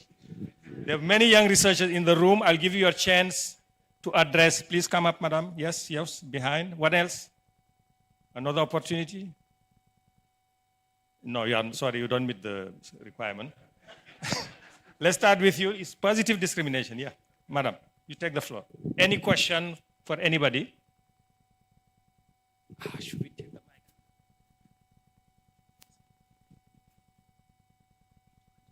mic? I know. My friend is leaving. He's not running away. He has to catch a flight. But thank you. A round of applause. Thank you so much. Okay, please. Thank you. Finally, some gender balance. Yeah. My name is Maureen Konge from the African Population and Health Research Center. I am not a researcher, but I work at the intersection of research and policy. I have some reflections for our panelists here. When you talk about partnerships, to begin with, it's a good thing that we are the University of Ghana, because my point is we need to position universities as proximate partners to government when it comes to problem framing and co-creation process. I believe universities are more trusted partners to government. They are part of government. Allow me to make my second point, please. To funders, the problem with our program design, the reason why we have a challenge with research not being demand-driven, it's because the nature of our funding for R&D is externally funded. We are at under 2% in most African countries. So my point is, because the reality is we still need funders as partners in these processes, we need more flexible funding models that allow the testing of policy interventions, and this helps with sustainability as well. Thank you so much. It's great that Hewlett Foundation and the Gates Foundation are actually leading the way in this. Thank you. Thank you so much. I think a round of applause is a comment. I will give a chance. I want to give a chance to now, because we mentioned you seem to be the representative. You are the most trusted partner of government. I will give you 30 seconds to say something. My mic. Thank you very much. I think the point I wanted to make essentially dovetails into the point that the lady made, that adducing evidence from research, we shouldn't be worried if it's going to take always 17 years for the research to influence policy. So co-creation and the demand-driven research so that it can influence policy has its place. But let us understand that if we are not careful and we only focus on that, then it's the government, quote unquote, and I'm not sure how we define that government, will be the one that is setting the research agenda. And that can also be dangerous. And if I could add you have a footnote. 3 seconds, because I'm in your houses. I cannot, 30 seconds. Thank you. Thank you. Let's remember that when Newton saw the apple fall from the apple tree and started thinking about issues relating to gravity, and of course others also worked on it, it wasn't demand-driven, right? But today, the laws of gravity and the spin-offs have serious implications for global development. Thank you. Thank you so much. I think that I will give a chance to who wants to react quickly to that, and then I will make a quick summary. Unfortunately, we are out of time. We have an hour to deal with such an important issue. But the good news, you have 2 hours to continue the conversation in the labs. And I think we should thank the way this session was designed, David and team. This to be continued.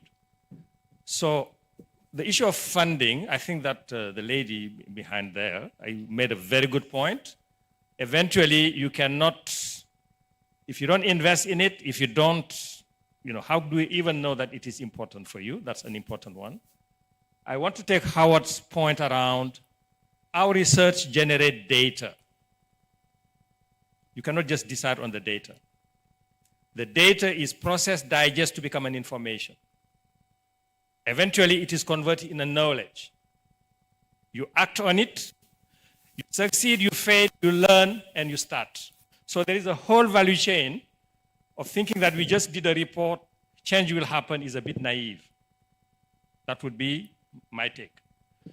Second point, you need a co-creation. You cannot assume that somebody knows all the agenda. What is in it for the stakeholders?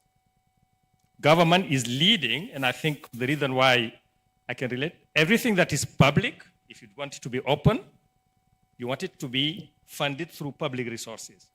But it doesn't mean that it belongs to government. I have a lot of research in the private sector, but it's proprietary. So we also, the issue of voice too. Goodbye is fine, just 2 words. 2 words. What are you hearing? 2. Okay. Use evidence. Okay, great. Yes. I think step out of the box. Okay, I will do one. Intentionality. Triangular alignment.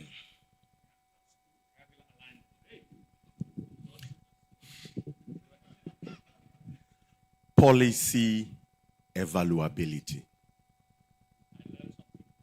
Policy evaluability. Okay, we'll talk about it later. I would like to give a round of applause to this amazing panel, guys.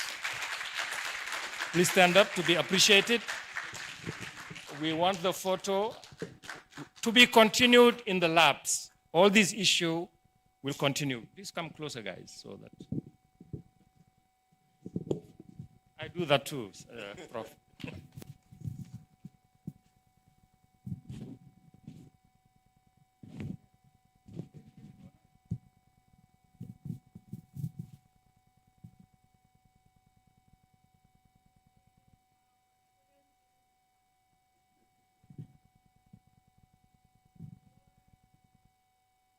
Thank you.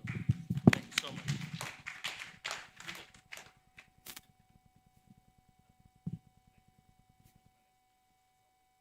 I didn't make the announcement.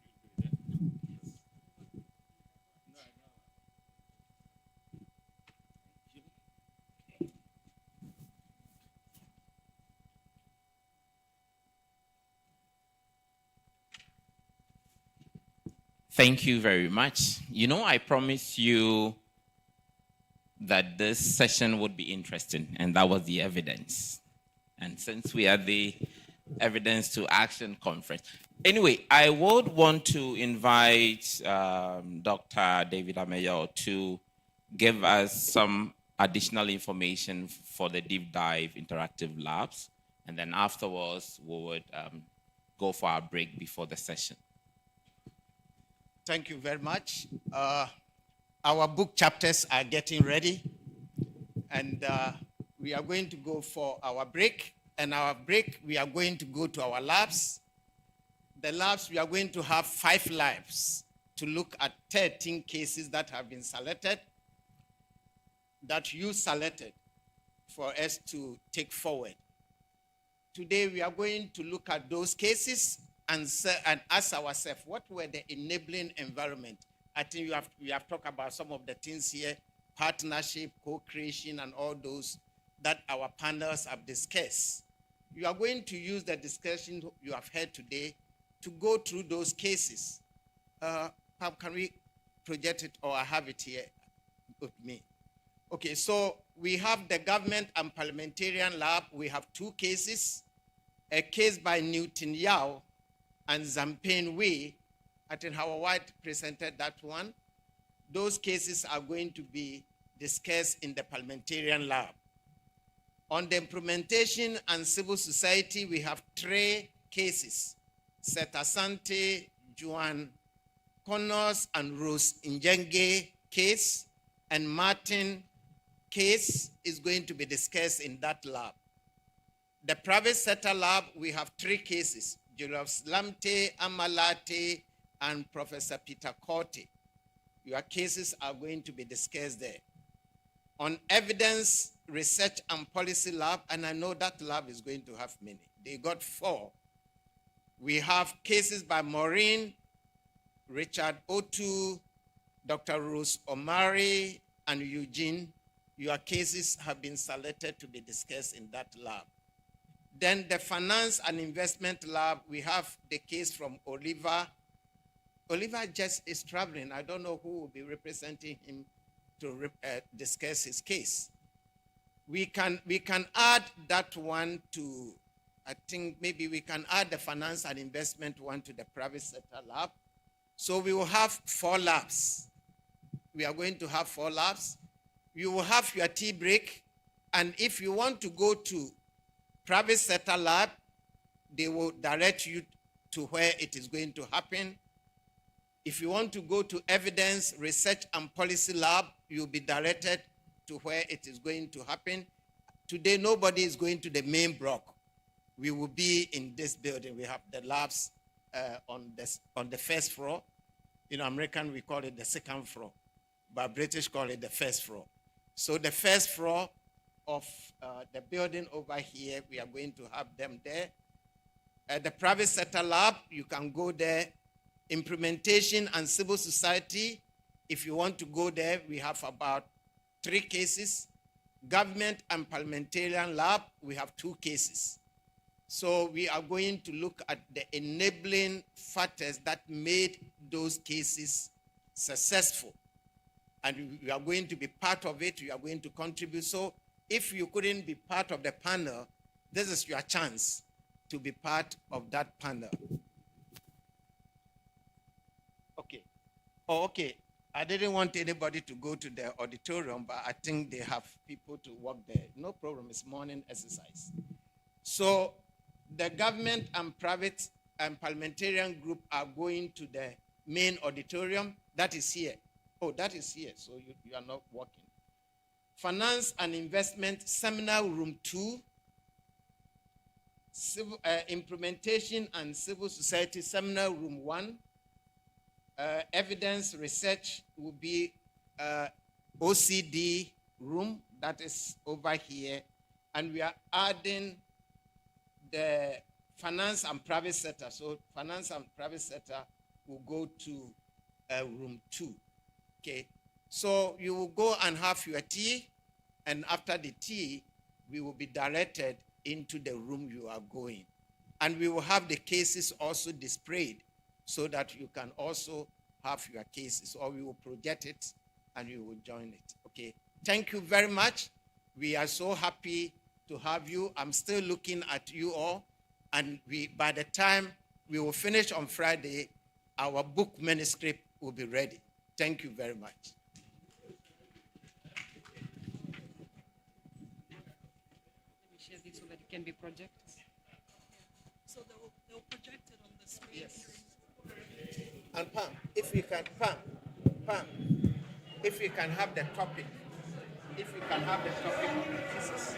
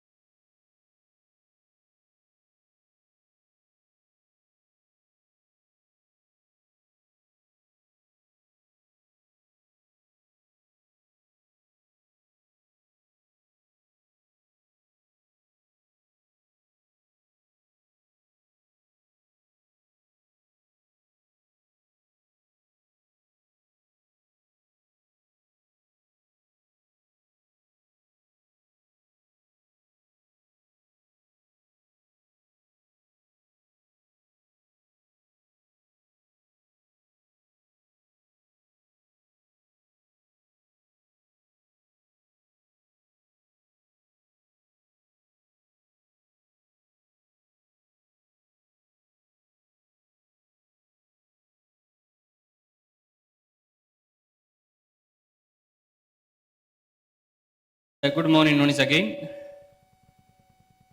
We have all the groups joined here.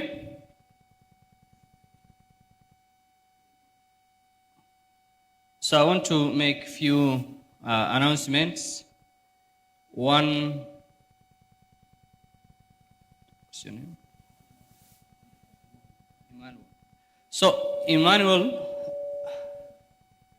Emmanuel will be going around. So I request everyone to avail their badges. He will be scanning and making sure that everyone who is here is actually captured and registered. So please, you may assist him by showing him your card. Thank you. So you can start from here. So I will be the first to obey.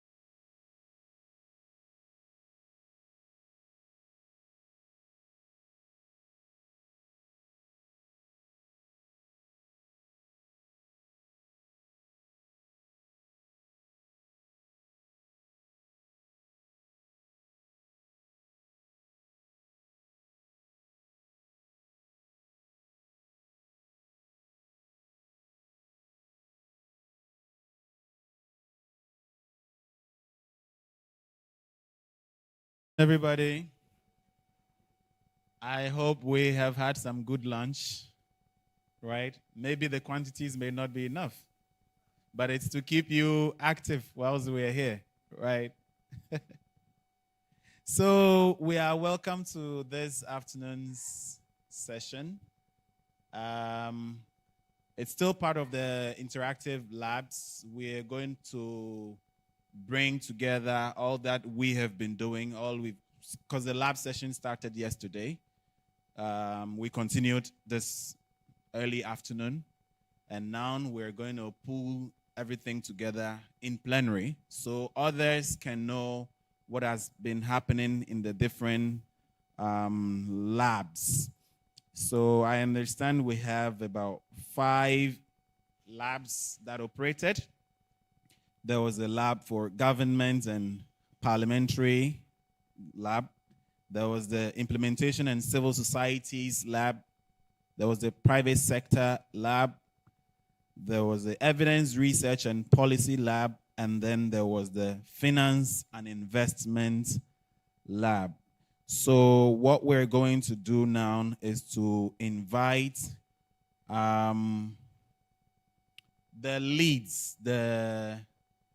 the moderators of those labs. So please, moderators, if you are here, kindly join me on stage. Yes, so let's have you up here, moderators.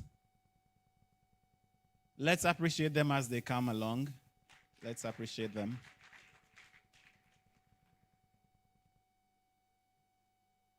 We have 1. There were 5 of the labs.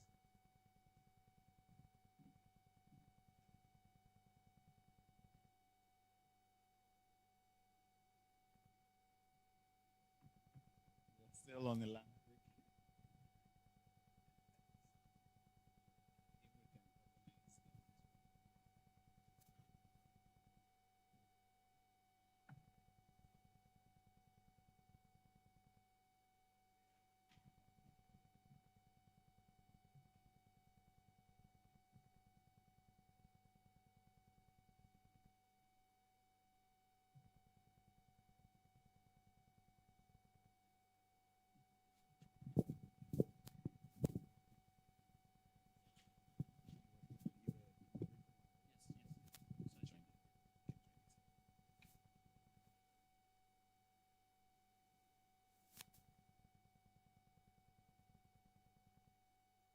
I think we have 3 more, at least.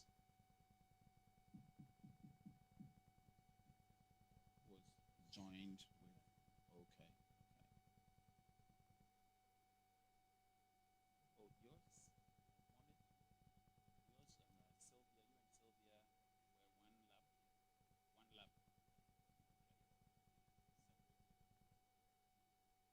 We're still waiting for lab representatives, lab moderators. If you know the contact of any of them, please call them over. Let them know we need them here.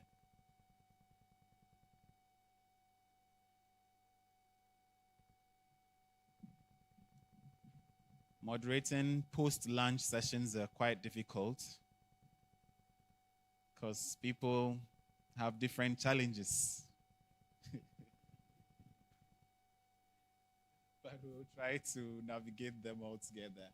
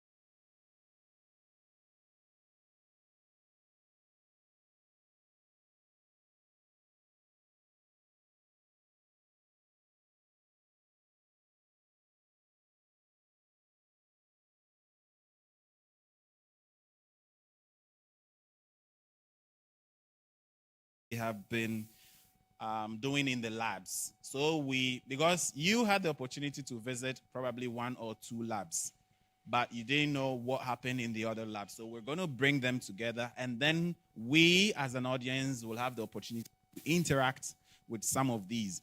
If there are questions on specific issues that they cannot answer, the original presenters who will be amongst us here will be able to speak to these issues as well. Is that okay? So that's how we're going to take it. So let's take an initial report or summary of what happened in your lab. So yeah, we can start from your side, and then everyone will have the opportunity to give a synopsis of how the labs have fared yesterday till this early afternoon. Yeah.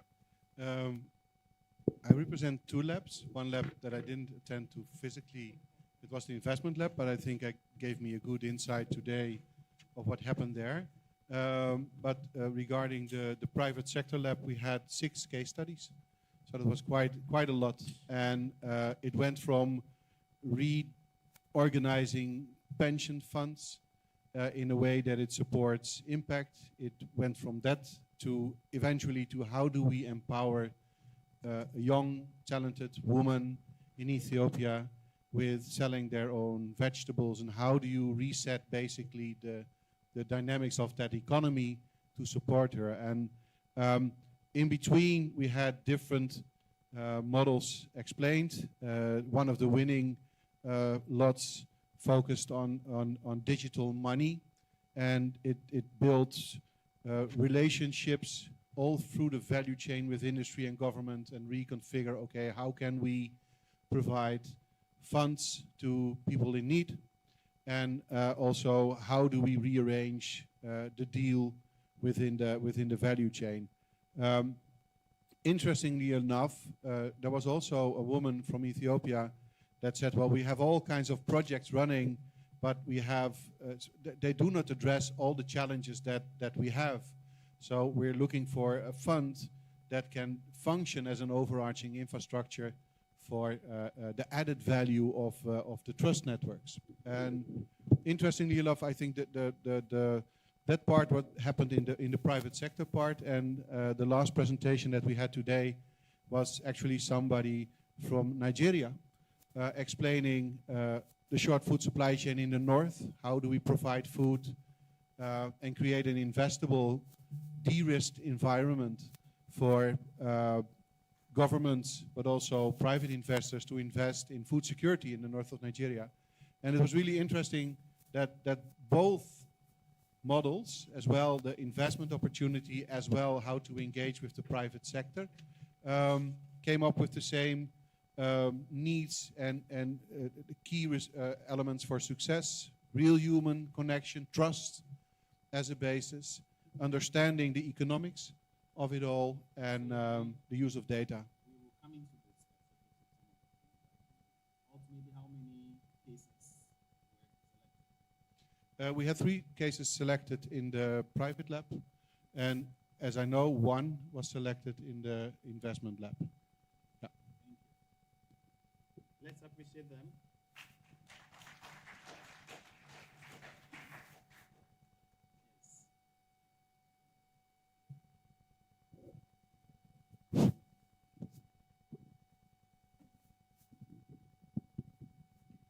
Yeah, thank you very much. Yes, thank you very much. I have moderated one session yesterday, Group 1 Sublab 1C on sectoral evidence to policy agriculture, health and food and safety. So we had 3 actually presenters on 3 different topics. So we give them 12 minutes each presenter to make presentations, and then we have had questions session, which each presenter has been asked 2 questions, which actually they have responded. I was told that none of the presenters were selected, or in other words, were qualified to, move to the second stage. So we had 27 delegates who attended that session. They're the ones who were scoring. So most of them all of them actually, have got less than 85 marks, and therefore they were not able to qualify. So in this morning, we have compiled Group 1, mainly focusing on government and parliamentary lab. The sub-labs were brought together. So qualified presenters have been given an opportunity to make presentations, which they have actually did. There were Q&A sessions where wider participants have been given an opportunity to ask, and we had deliberation sessions, it was an interactive actually session. So both sessions of yesterday and today went well and even beyond expectations. Thank you. Amazing. So how many cases were selected in your 3 sub-labs? Okay, you said 1 sub-lab was closed.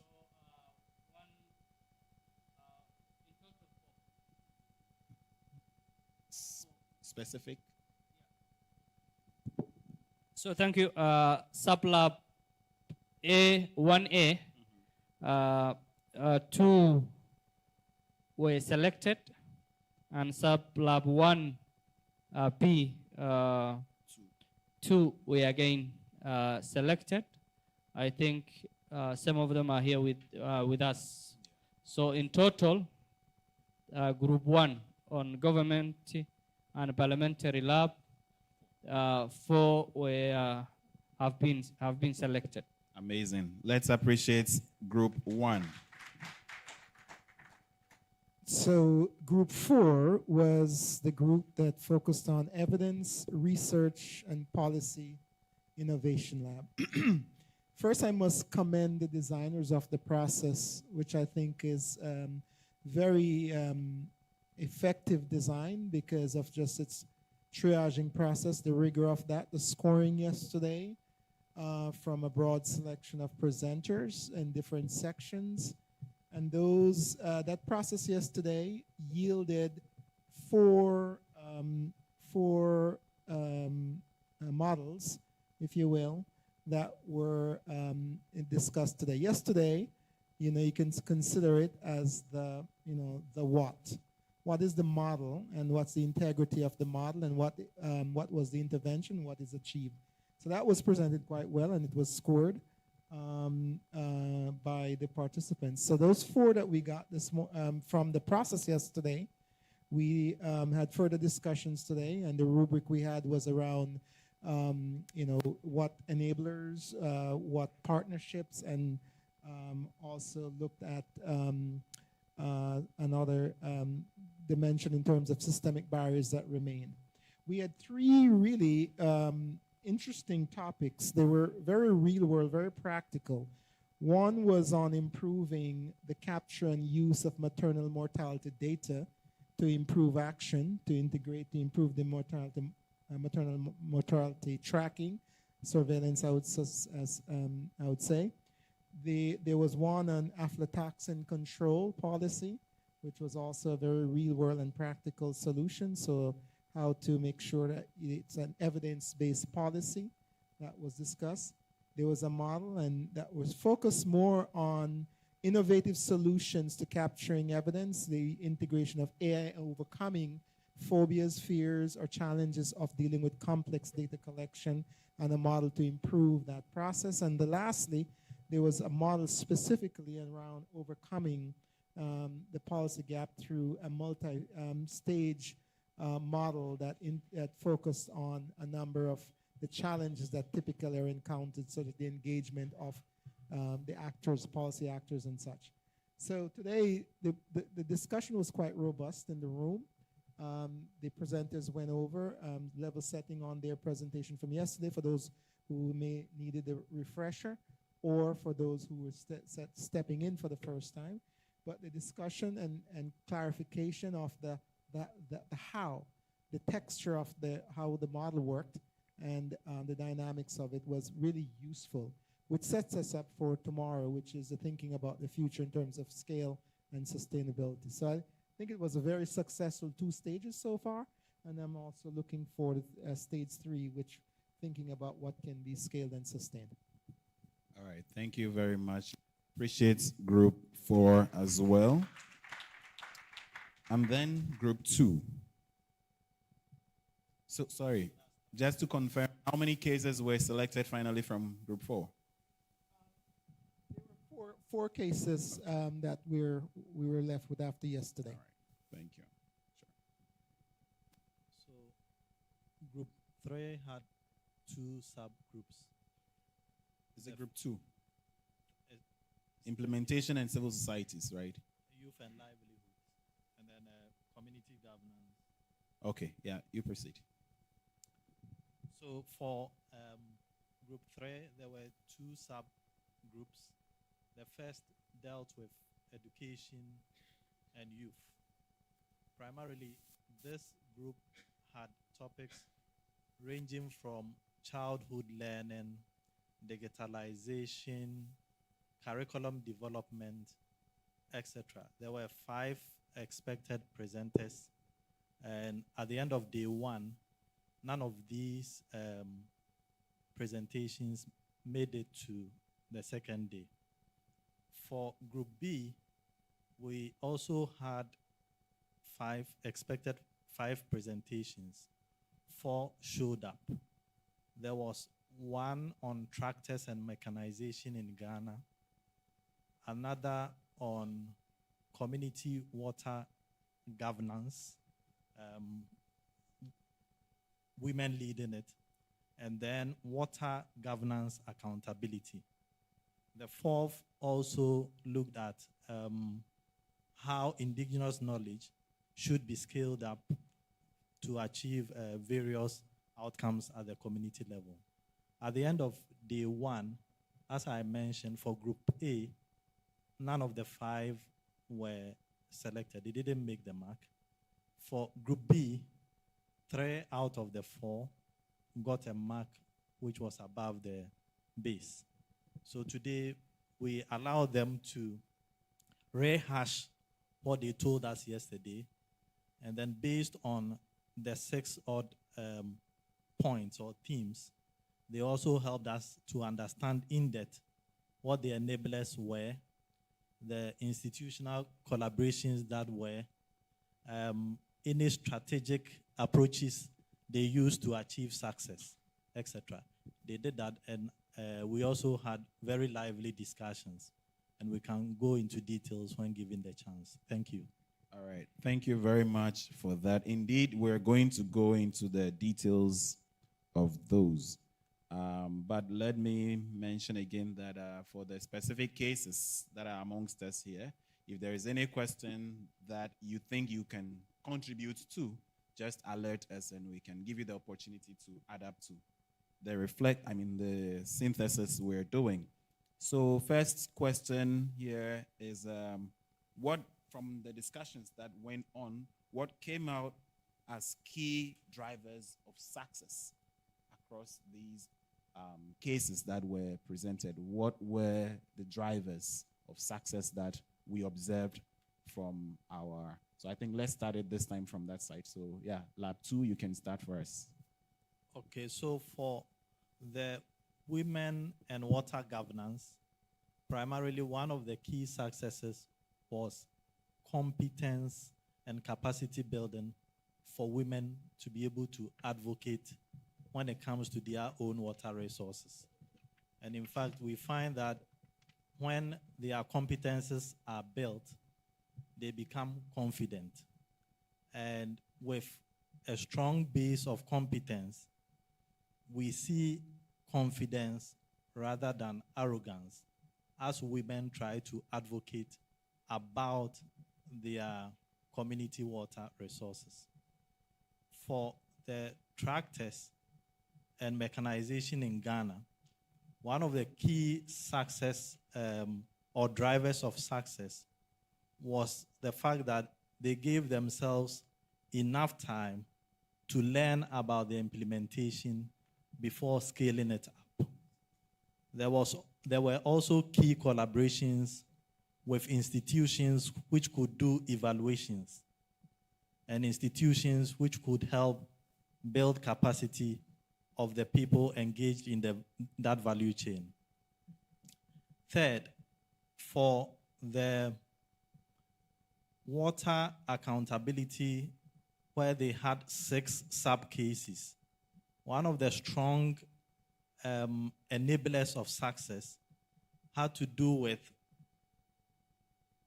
ensuring that whatever was the status quo was clearly mapped out. So we got to know the people in the community did not have water. So they took pictures of that, documented it, and used that to engage the policymakers. So being able to clearly define what the problem is makes the attempt to appeal to policymakers very easy. So through this strong evidence, it was easy to meet an opportunity where general elections came and their evidence was ready to be presented to the people who mattered. And before the elections were over, they had gotten running water. Thank you. Thank you very much. Let's appreciate them. So today there were some common success factors across the 4, and among the things that resonated most as success factors include, first of all, the critical importance of the issue that they were addressing. And that would be that the importance of, as I mentioned, the issue around maternal mortality. There wasn't the need to convince people of its importance. It was self-evident. And so that created natural early buy-in and support. Aflatoxin, which is a very, could be a dangerous chemical for the body, and the need for, to have the control for that was another issue. Another issue was multi-stakeholder buy-in across the government. So it wasn't just relevant to one ministry or one department, but there were broad buy-in and support for the issue. The other thing was building credible evidence to underscore the definition of the problem. So while the problem is, was known, the evidence to support it and systematically generating the evidence to lift up the importance of the problem, I also saw was an important success factor. Another factor was the whole having adequate resourcing. And I would say implied in that flexibility within those resources to do what is another success factor, which is adaptive management.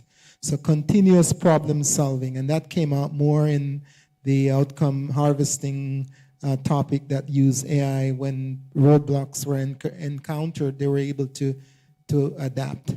The other was early and continuous engagement of the stakeholders. So not just a one-off engagement going to seek the policymakers' support, but engaging them continuously along the way in the process. So those were some of the critical success factors. There are others, but we can discuss them further. So I'll pass the mic. Let's appreciate them, please. Yeah, thank you very much. I think all the presenters have actually done a very great job. We thank them so much. some of, as I have earlier said, have not been selected. That does not necessarily mean that they have done, or their paper was not actually good. So we wish them all the best, and I say to them, next time better.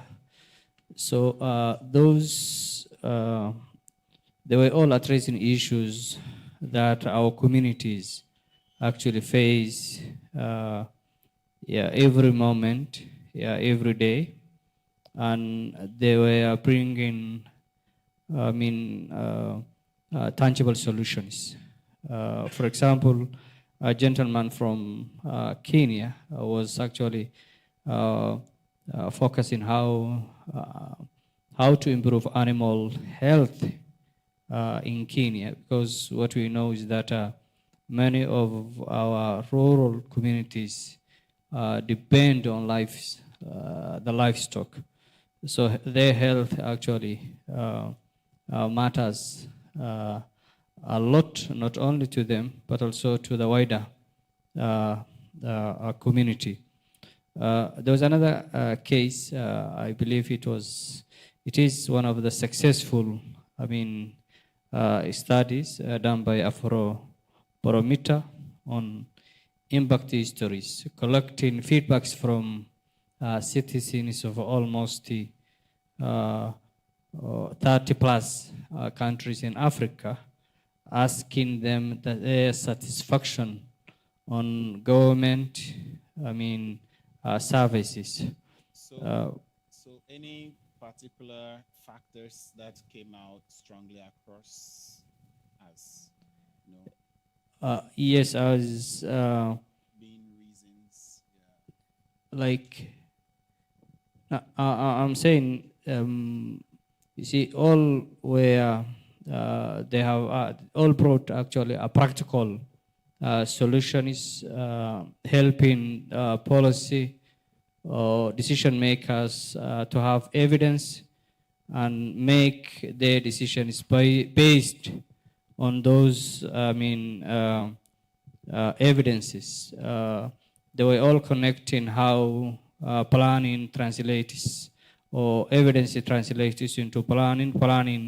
For example, in a specific subject on planning and governance. So to me,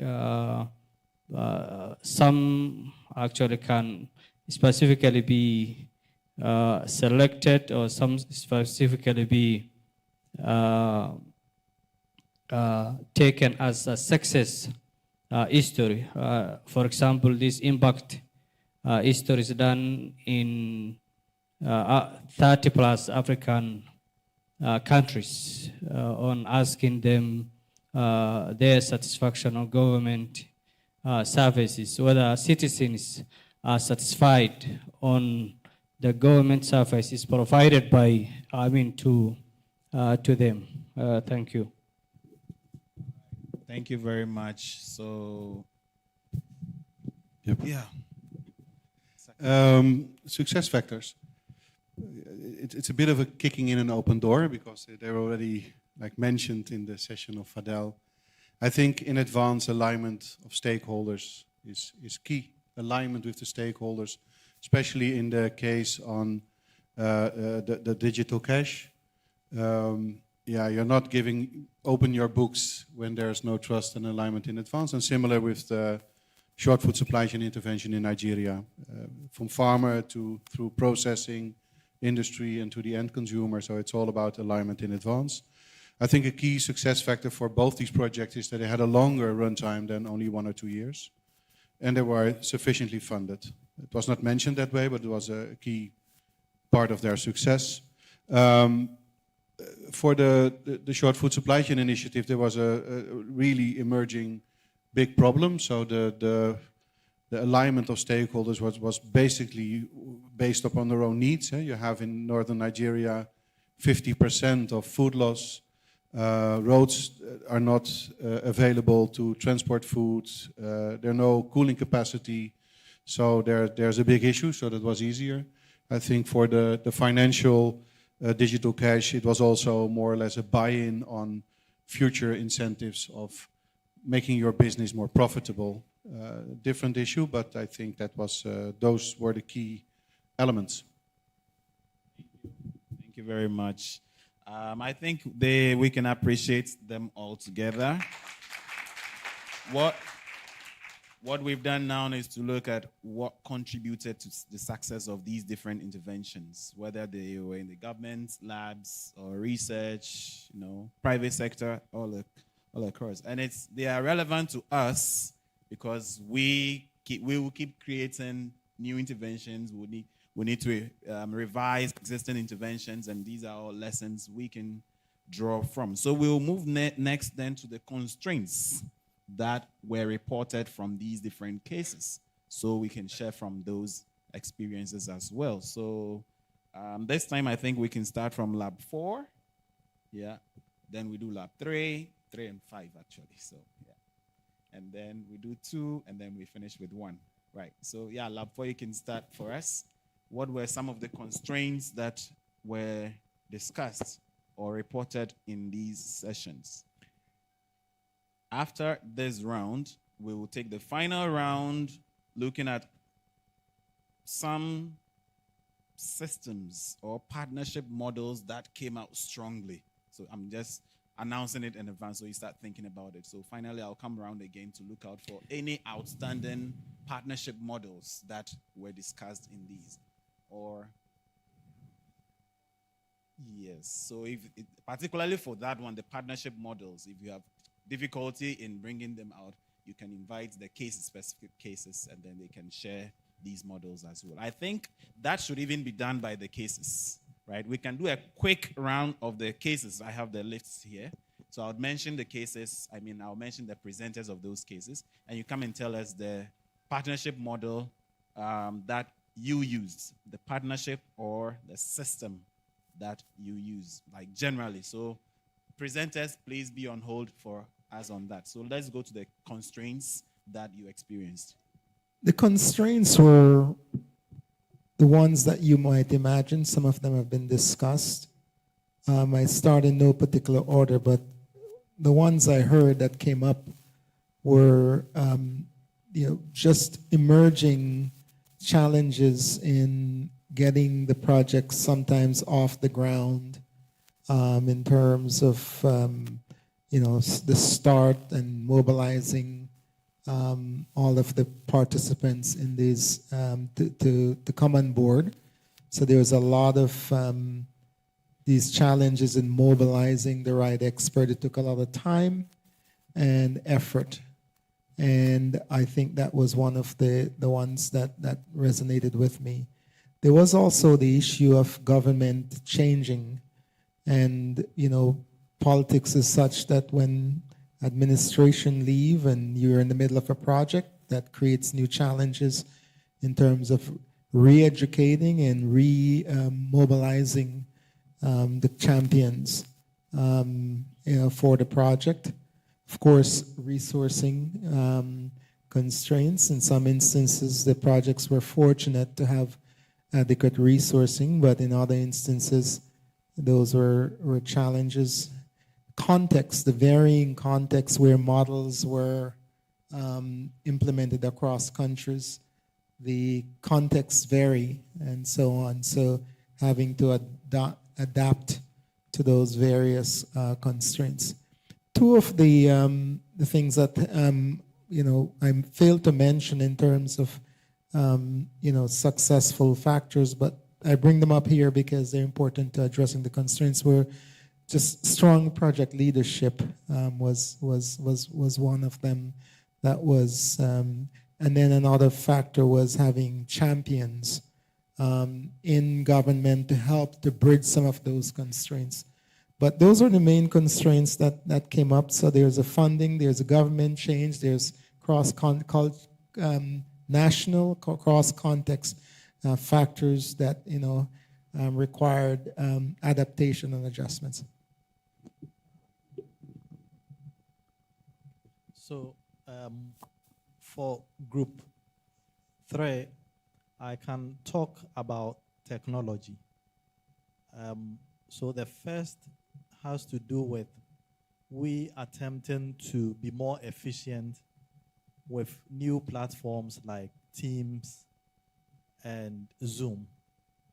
So remember that the Kenya experience, capacity was being built for older women. It isn't always that they could meet physically. And you have to get these people online.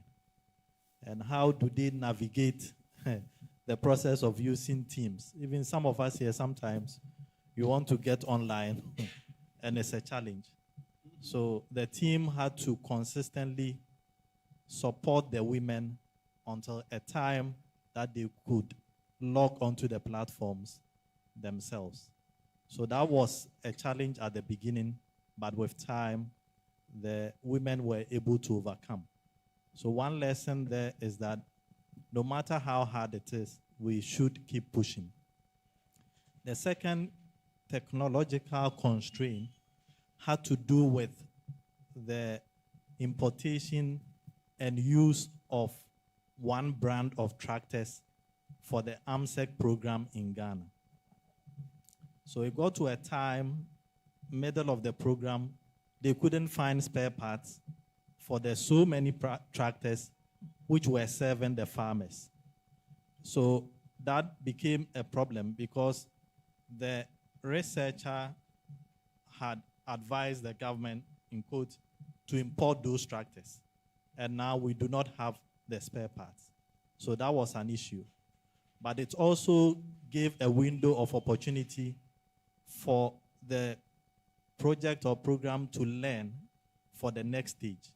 So when they were beginning the scale up, they did not import the same type of tractor, but imported different types, so that if we could not find spare parts for tractor A, we could find for tractor B, and that helped address the challenge. Thank you. Yeah, thank you. Let me just take example as two cases. One is made by Pambo, looking at the safety of the food we eat. So they have done a thorough research on the food actually we eat. The market vendors, the relevant government institutions were cooperative. I mean, they were willing to cooperate by helping the researcher to look at the safety of the food we eat. And then later on, EU was able to fund. So one country was taken as a pilot, and then the project was later on expanded to 5 other countries. Another case is Afrobarometer, operating in many African countries. For example, they said Senegal, the former prime minister, was appreciative by the response of the citizens of Senegal. So decisions actually were made, policies were made based on actually the feedback from the citizens. Another case, the same case is Kenya. The former Chief Justice, as the presenter said, that was also appreciative on behalf of the government, saying that this response from the citizens of Kenya can actually be had. Policies can easily be developed. The government is willing to listen to them keenly and respond to them as urgent as actually possible. So collaboration is among the stakeholders, if I may conclude on that way. Thank you.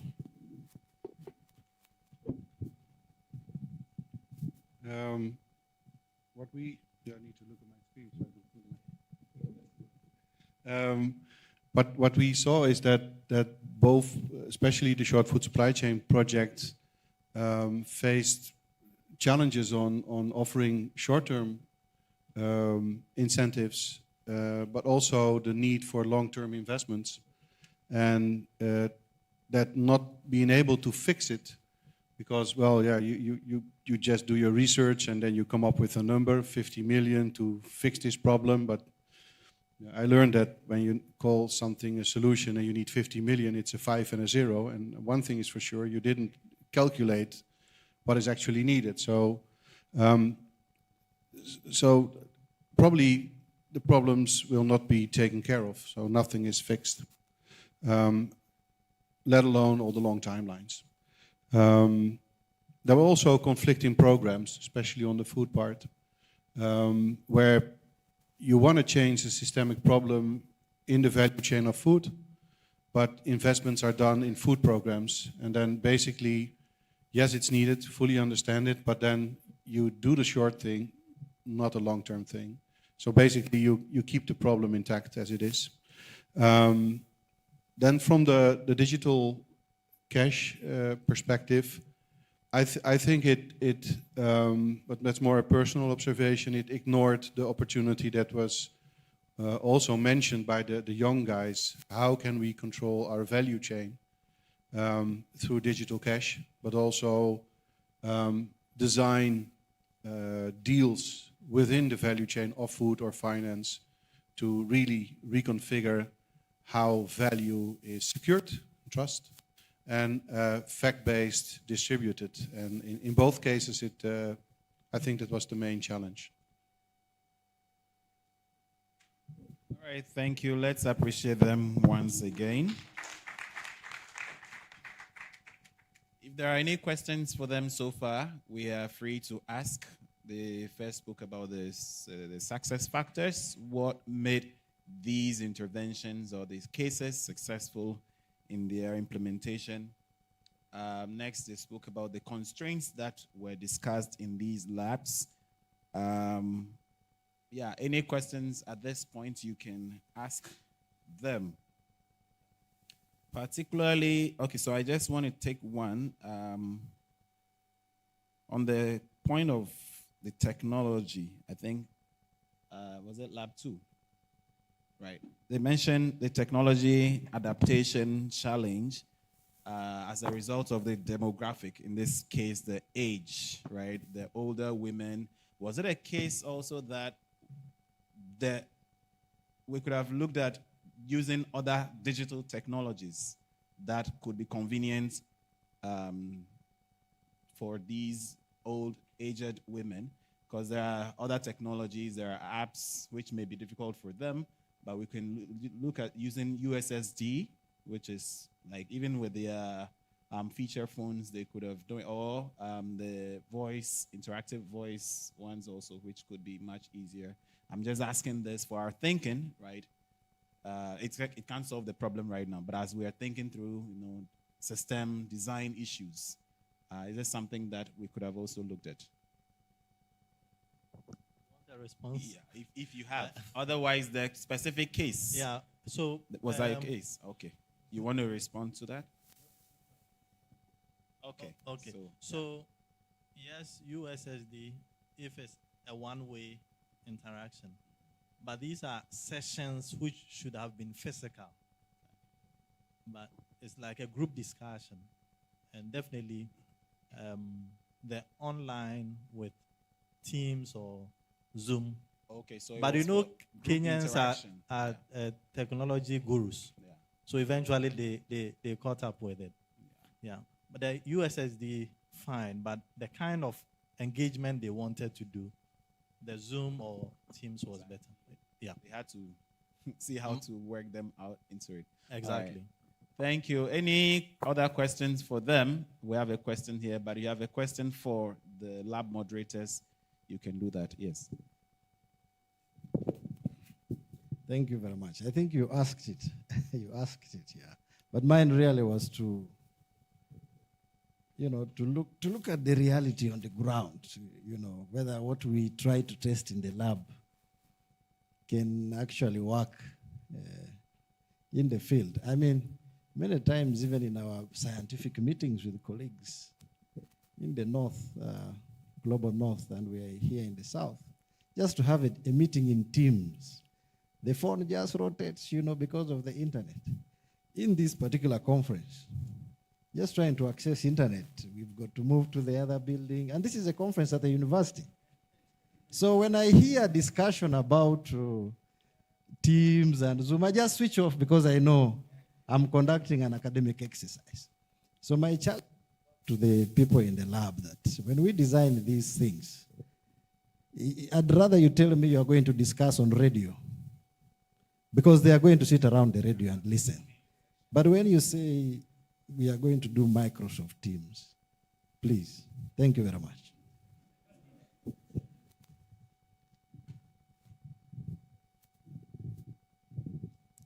Francis of Osikobia, my question goes to the last speaker, the response that you gave that. Please, you said Kenyans are gurus in tech, so they were able to maneuver their ways. And where I'm hitting on that point is that most of the time, that's what has been our language, that, this country, they are good in this or this. Like if you come to Accra, most of the national infrastructure are in Accra here, in the capital here. But if you move to other regional capital, they are suffering. Meanwhile, most of the Accra here, they don't have any economic products. The cocoa, the minerals, all of them are coming from somewhere in the western region. But when it comes to the fiscal infrastructure, they are here, so they always have advantage over the other places. The Kenyans, you said they are good in tech. It didn't come as a miracle. Maybe there was a strategic planning for them to develop technologically. How can all the other ones, including Ghana and those who are not good in tech, next year when you come here, you will say all Africans are good in tech, not Kenyans or these are good in tech. Thank you. All right. Is there something? I don't think, it's a general feedback, right? There is one question in there. Okay, thank you. My name is Nai Mirabel. I have a question for colleagues who were moderating the different labs. For example, how did you manage the scoring criteria to ensure that the methods that you had selected were really fair and were the best? How did you also manage your participants? For example, were they able to understand the scoring guide to make the best decisions for the scores, to ensure that the methods that we are carrying for tomorrow reflect the best methods so far that were presented in the lab? Like, what were the nuances, what were the challenges you guys faced when you were moderating these sessions and coordinating scoring? Thank you. Okay, so this one, it's two questions. I will answer the first one, and I'll allow you to share the second one, because the second one is nuanced, right?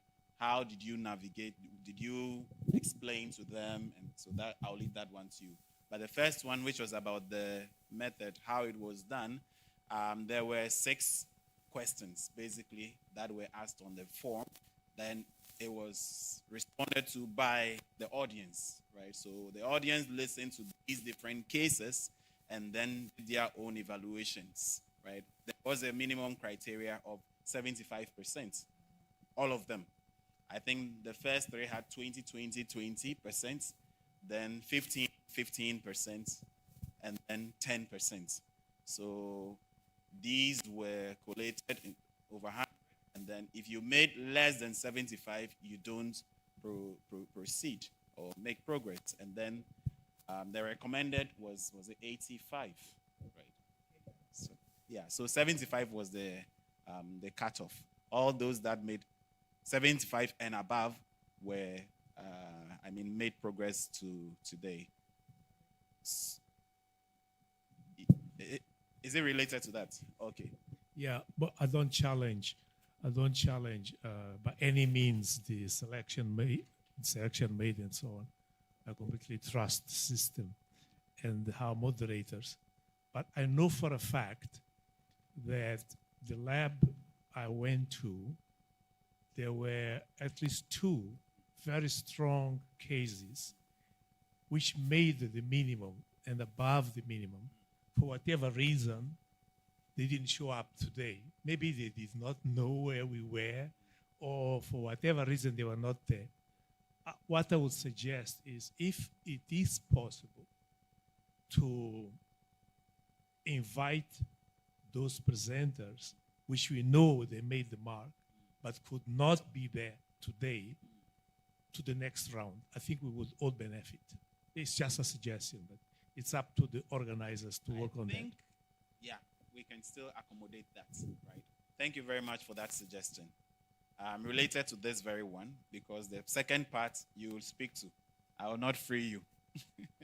Yes. Okay, thank you very much. Just to relate to what he said, I think that the group that had zero picked from should be given the chance to go for remediation, because it's just not okay to have zero. And if a group had 100%, then they should also be vetted or get a second chance for other people to go through. Maybe I would speak to that. So the means to sort of triangulate these evaluations that we just quickly, it's not nothing rigorous, right? But the basic evaluation mechanism or triangulating mechanism was, after the audience did their original evaluations, the moderators had the opportunity to also evaluate also, right? So these two perspectives kind of helped find a middle ground. So I know the argument is that maybe the audience might have overrated or underrated some of these, but the moderators served as the, interventions in these cases. If there is overrating or underrating, the moderator's own evaluation will sort of play a balance in there. So the averages of all of these is what were used. Thank you. Still any question on the method? Because the process, they will speak to the process, how it was done. All right, yeah. Thank you so much. My name is Choi Fatu, and I work with...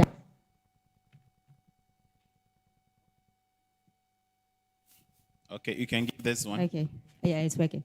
I work with Associates for Change, a research firm in Accra, Ghana here. So my question is about the mode of selection and also the evaluation, how it was done. So let's say a number were selected, they presented and they were selected. How about those who were not given the privilege to present? How was the selection done, and what's the fairness? And also the next step for them too. Thank you. Were there some that were not allowed to present? Yeah. Yes, so my group, I personally was a presenter, but I wasn't able to present because of the time. I was informed that we'll be able to do that today in the afternoon, but it wasn't possible. That's the special dispensation that our brother here was recommending. I think we can accommodate that within this period. So we will have, possibly after our coffee break, we will come back and give opportunity to those that didn't make the 75, right, to come and share their own initiatives as well, their cases, and then we will proceed. Is that okay? I hope that helps. Okay, still related to the method of evaluation. Okay, yeah.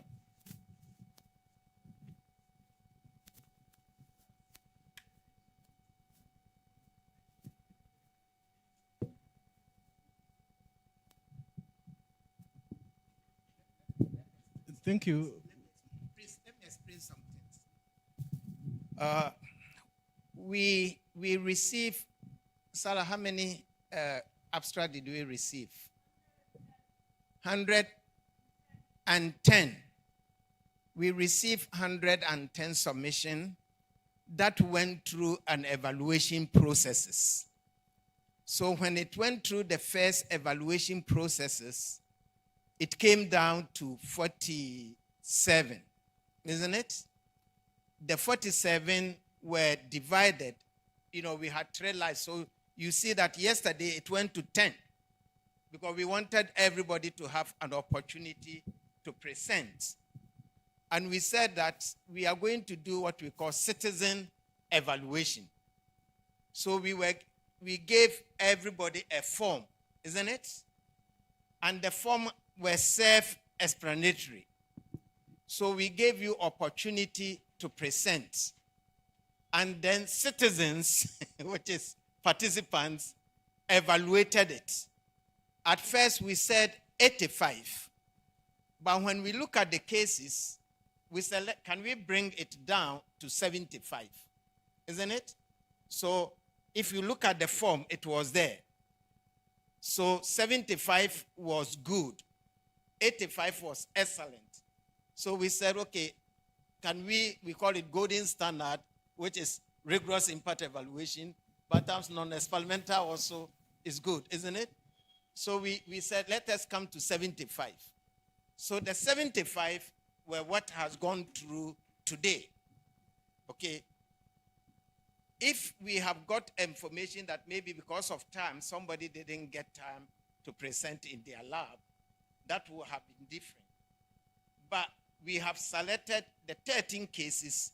No, we didn't select. You selected the 13 cases that made it up to what? 75 and above. And that is what you went to work on today.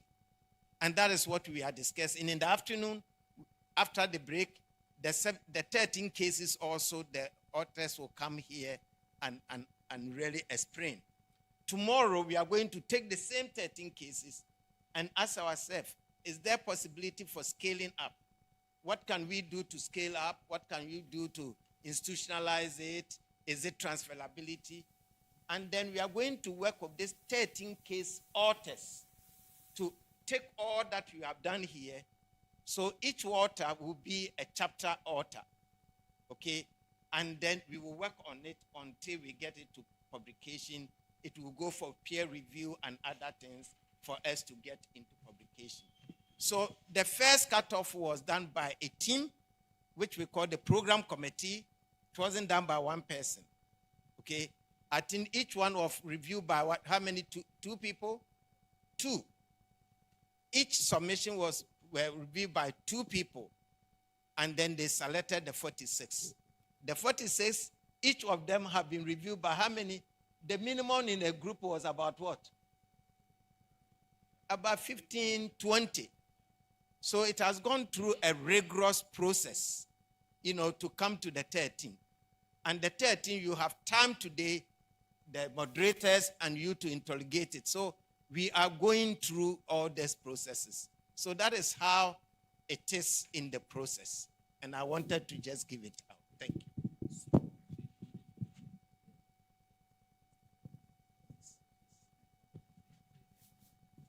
All right, thank you very much. Still related to the process? Exactly. The and method. With the due respect to the explanation that has been given, which we highly appreciate. The first being that the labs should have been exposed to the abstracts before the presentation, so that then that will deal with the biases that may arise due to the limitation of time.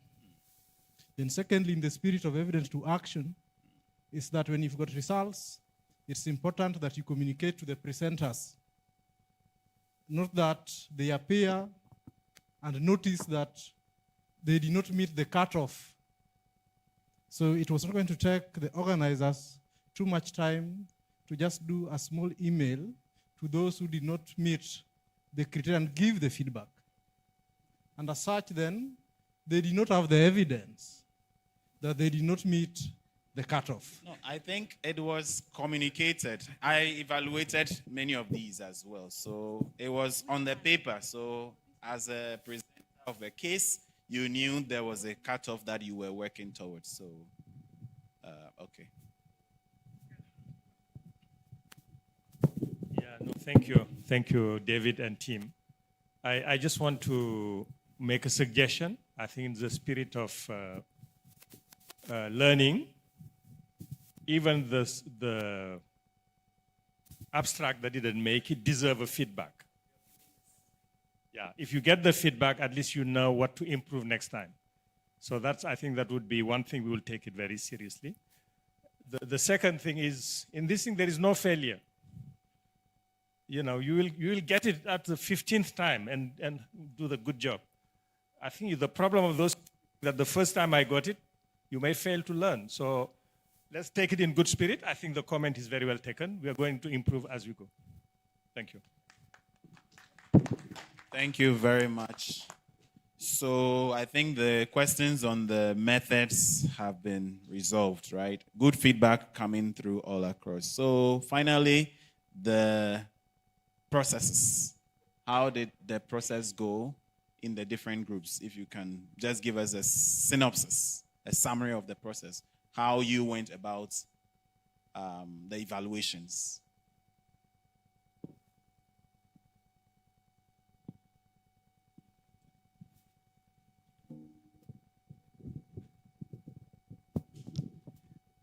The process was relatively straightforward, but there were some clear observations that I noticed, that there were a fair amount of consistency in the ratings. And so I didn't see too many, I would say, skewedness in the responses. In a few instances, that was the case, but I would think that there was some inter-rater consistency that I observed as I tallied them. So the process worked relatively well with a few hiccups, and I'll get to the hiccups in a second. But the process really was to ensure that the time allocation was fair.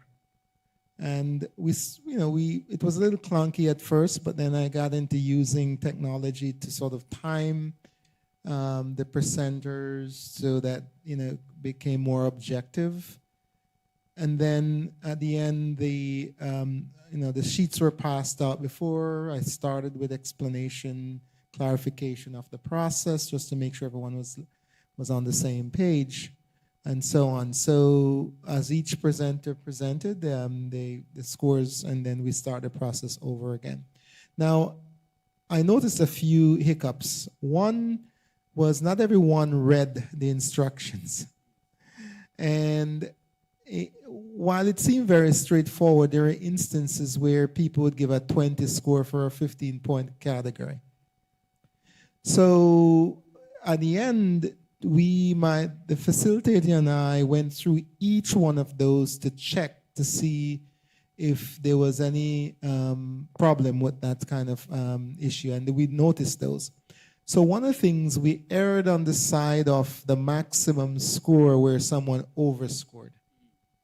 So we thought that was the fair thing to do and the consistent thing to do. So if someone gave 20 points to a 15-point category, we assumed that they were over-enthusiastic. And that over-enthusiasm meant they were just so excited that they gave it that. So we knocked it down to the maximum. We didn't think that there was anything wrong with it as long as we were consistent. So we observed that, we corrected for it. They were, believe it or not, the math on some of these, there's some people added up their own scores, and we double-checked the math, and surprisingly, we found some math errors, which we in turn corrected as well and gave the right scores and such. I think the time is always the constraints, and the rubric for today was a little bit needed some clarification as to whether the presenters would do the presentations all over again, or they would simply refresh. I started as a facilitator to have them level set and refreshed and went over the problem, the intervention, and the results, just to make sure that those people who were maybe napping yesterday could be refreshed, or those who stepped in the room just to observe could be engaged. But I think in general, the process was fairly well designed. I think it was rigorous. There's always hiccups. But I think the double check was working as a team, the team that was in the room managing, the person coordinating the presentation, the facilitator, and the moderator. And so I think we worked as a team, and that teamwork mitigated some of the issues that might have come up had it not been as well staffed as it was. All right. Thank you very much. So maybe 1 minute each just to add on the process. Yeah, thank you to add on what my colleague has just said, we have tried our best to be fair. For example, we give all the presenters equal timing of 12 minutes and 2 questions for each presenter to respond to.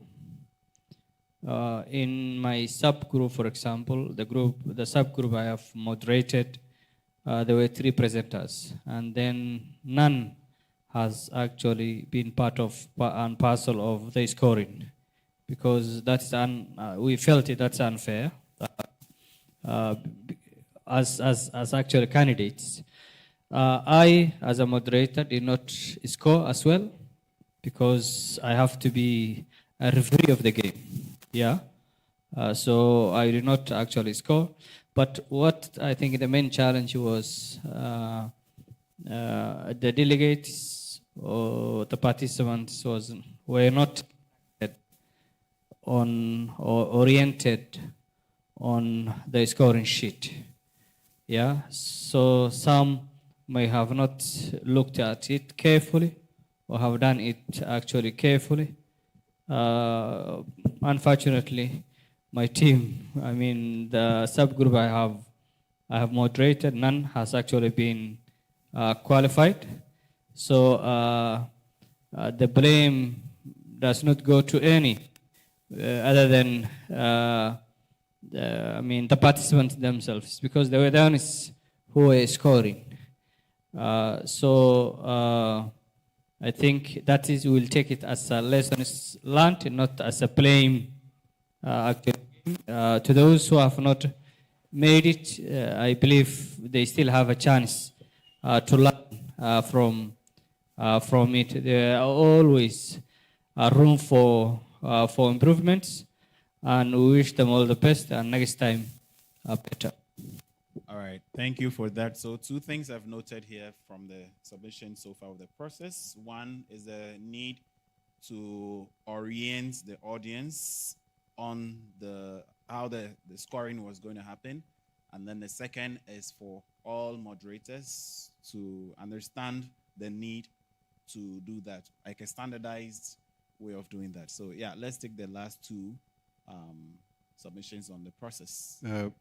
Everybody had equal time. We started late because of some organizational hiccups. So we extended our session with the time that we lost, so that gave everybody a fair amount of time and also response through questions. There were also, I think, a couple of presentations that were incomplete, so that was not good. But looking at the whole design of how having 100+ and ending up with the group presenting with curation and the forum, I don't think a forum is an ideal way to do it, but it worked. And I'm really looking forward to the assembly of bringing everything together, and then maybe, but that's more a suggestion, look at the other submissions and figure out, okay, can we in this construct reconfigure and maybe map them and integrate them, because I saw maybe they were not that like best presented or professionally done, but I think there was a lot of value in all of them, and from a design perspective perhaps we could, well, map and integrate. That would be my suggestion. Yeah. Thank you. So the last one, you're okay with that? Yeah. So one thing I've also noted here is that maybe we might need to inform or announce whilst receiving the abstracts about the criteria on which these submissions are going to be evaluated. Because the submissions, I understand, since there was a first layer, right, they were all good to a large extent. If they didn't make it to this very stage, it doesn't mean the intervention or the case was not good, but there were these 6 different criteria that we were looking at. And I don't need to go into the specifics, but these 6 are those that we were looking at. Thank you very much. I think we can have our break now and then return to the final part of this afternoon. We return, it's now 37. So if we can do 20 minutes instead of the 30 minutes that was allocated, let's do 20 minutes. So let's return at 4. Let's return at 4, please. Thank you. We are dismissed.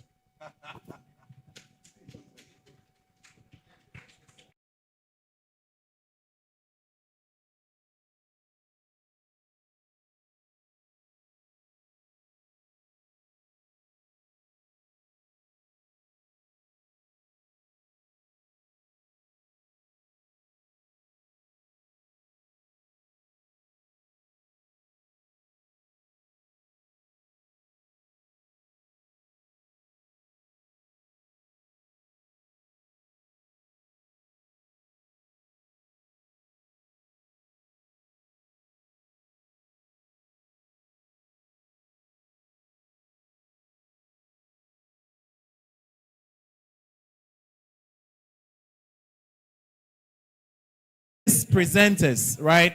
Come up stage and do some 2 minutes pitch of your cases or your that you did.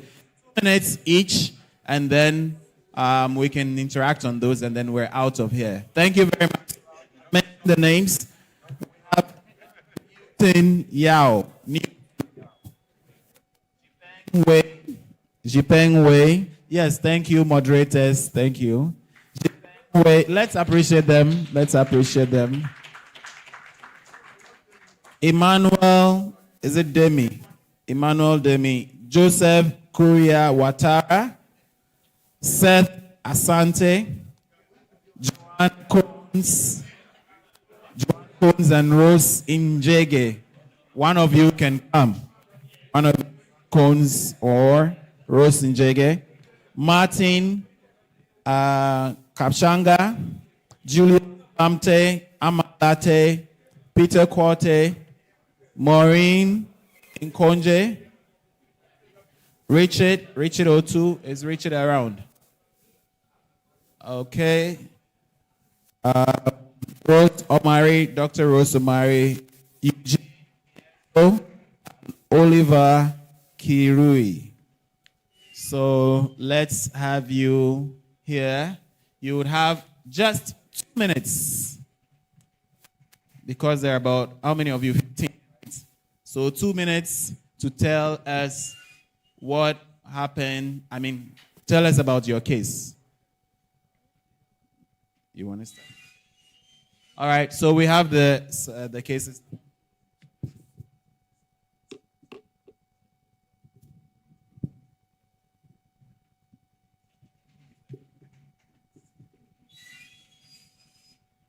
All right, thank you. Once again, my name is Newton. I work with Afrobarometer. And for Afrobarometer, our work is to gather citizen voices and then present these voices to policy actors. Essentially, that's what we do. Our focus is to ensure that these voices get into the policy conversations, because it is when these voices get into the policy conversations that when policy is being made, it will take into consideration what citizens expect, what they experience, and we want to see these things reflect in policy. What also matters is that as we go about generating the evidence, what matters most is the quality of the evidence we generate. We also need to ensure that we are consistent in what we do. Of course, there are times when politicians would find reason to doubt the evidence you present to them. And it is the consistency of your effort which can vindicate your stand. Also, being able to identify your stakeholders, having targeted dissemination for your stakeholders matters a lot. Indeed, in a policy class, you would be told that policy making can be very messy. And so there is really no one route that works for all. However, it is important we identify stakeholders and present our evidence to them in a manner that makes sense to them, and for them to be able to appreciate it and use it for their policy making. The other important part to consider is that you need systems to be able to monitor and identify when your evidence is being used for policy making. These are my concluding remarks. Thanks. My name is...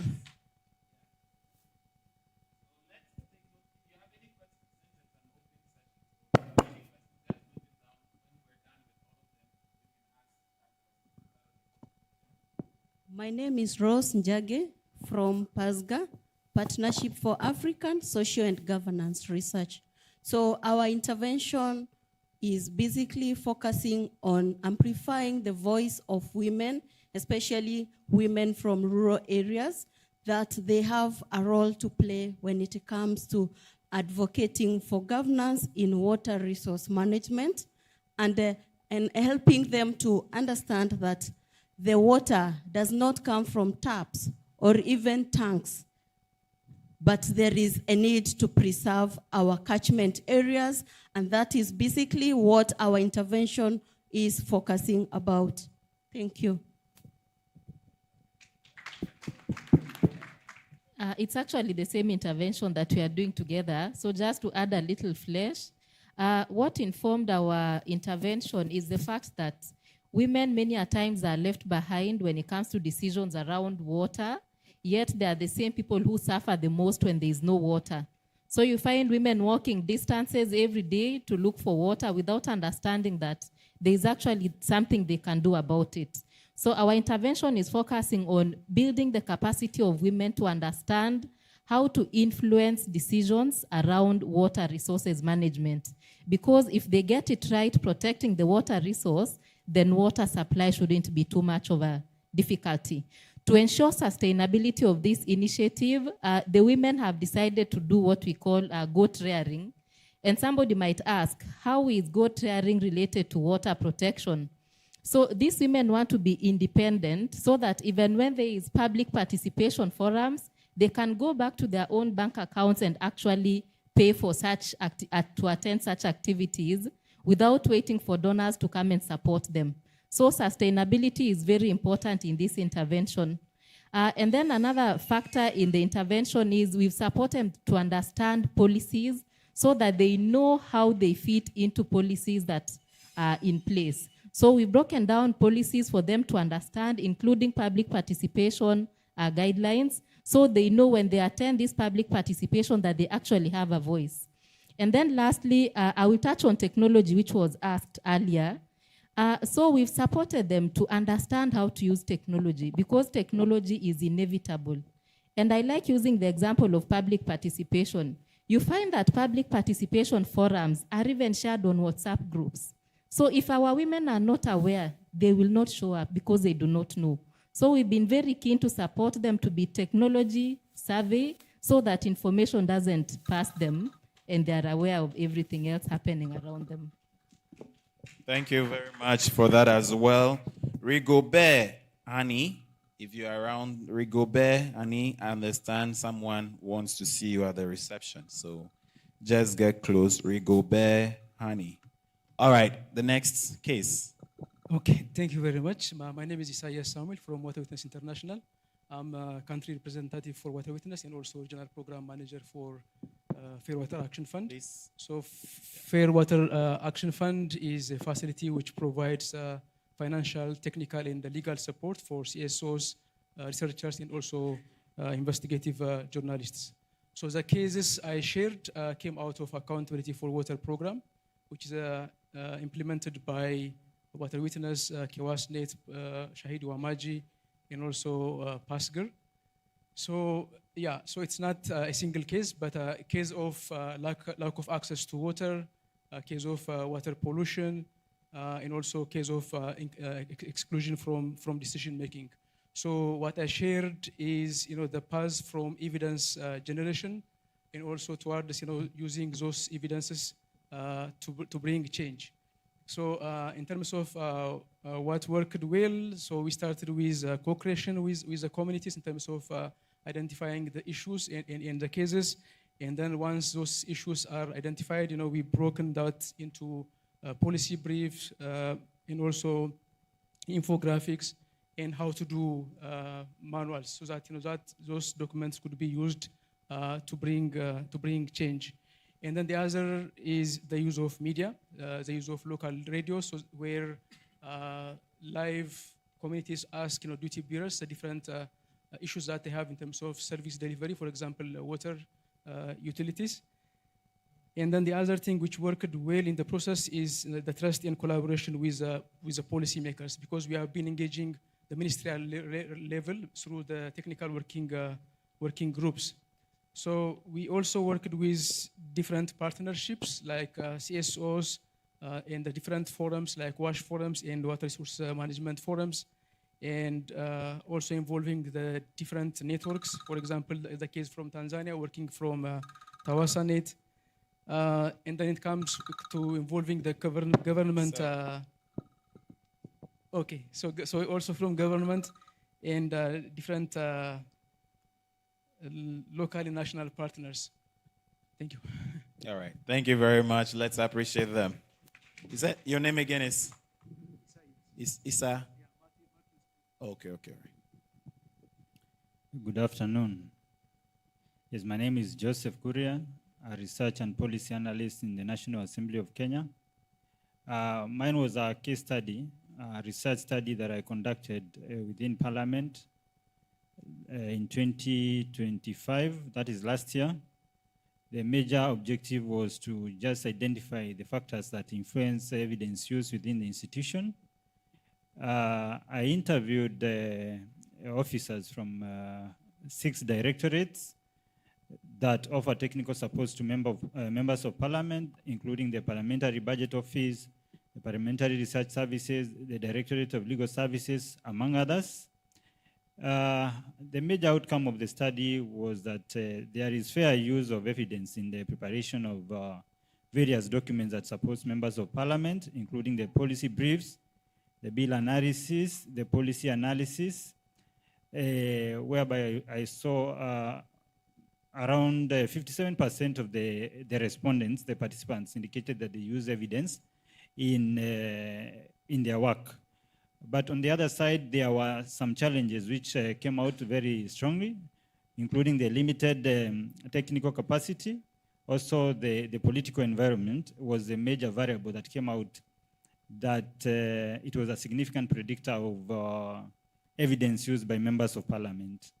Also, we came up with some recommendation based on the outputs of the model, whereby we noticed that we need to have partnerships with the policy think tanks, the civil society organization, the stakeholders. And finally, there was a clear indicator that the researchers use evidence from various sources. Major one being the data and statistics. Another one was from public consultation, whereby it is a constitutional requirement for Parliament to conduct public participation in Kenya. And therefore, it is a major source of evidence. And therefore, the parliamentary staff indicated that we need to enhance collaborations between the members of the public as well as other key stakeholders. Thank you. Thank you very much also. Are there presenters, because we have about 7 of you here, 6, that's 8. Other presenters, if you don't have a seat, yeah, so just please come forward here for us so that we can quickly do that. Yes, the next one. Yeah, okay. My name is Rose Omari from the Council for Scientific and Industrial Research. And our,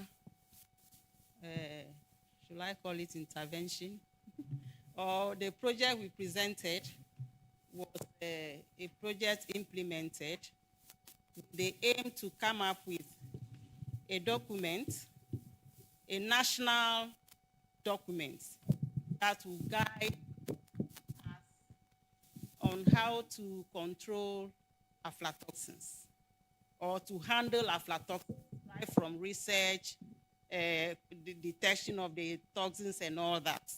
And so we started the process by establishing a national steering a national steering committee for aflatoxin control. And this committee was inaugurated by one of our ministers.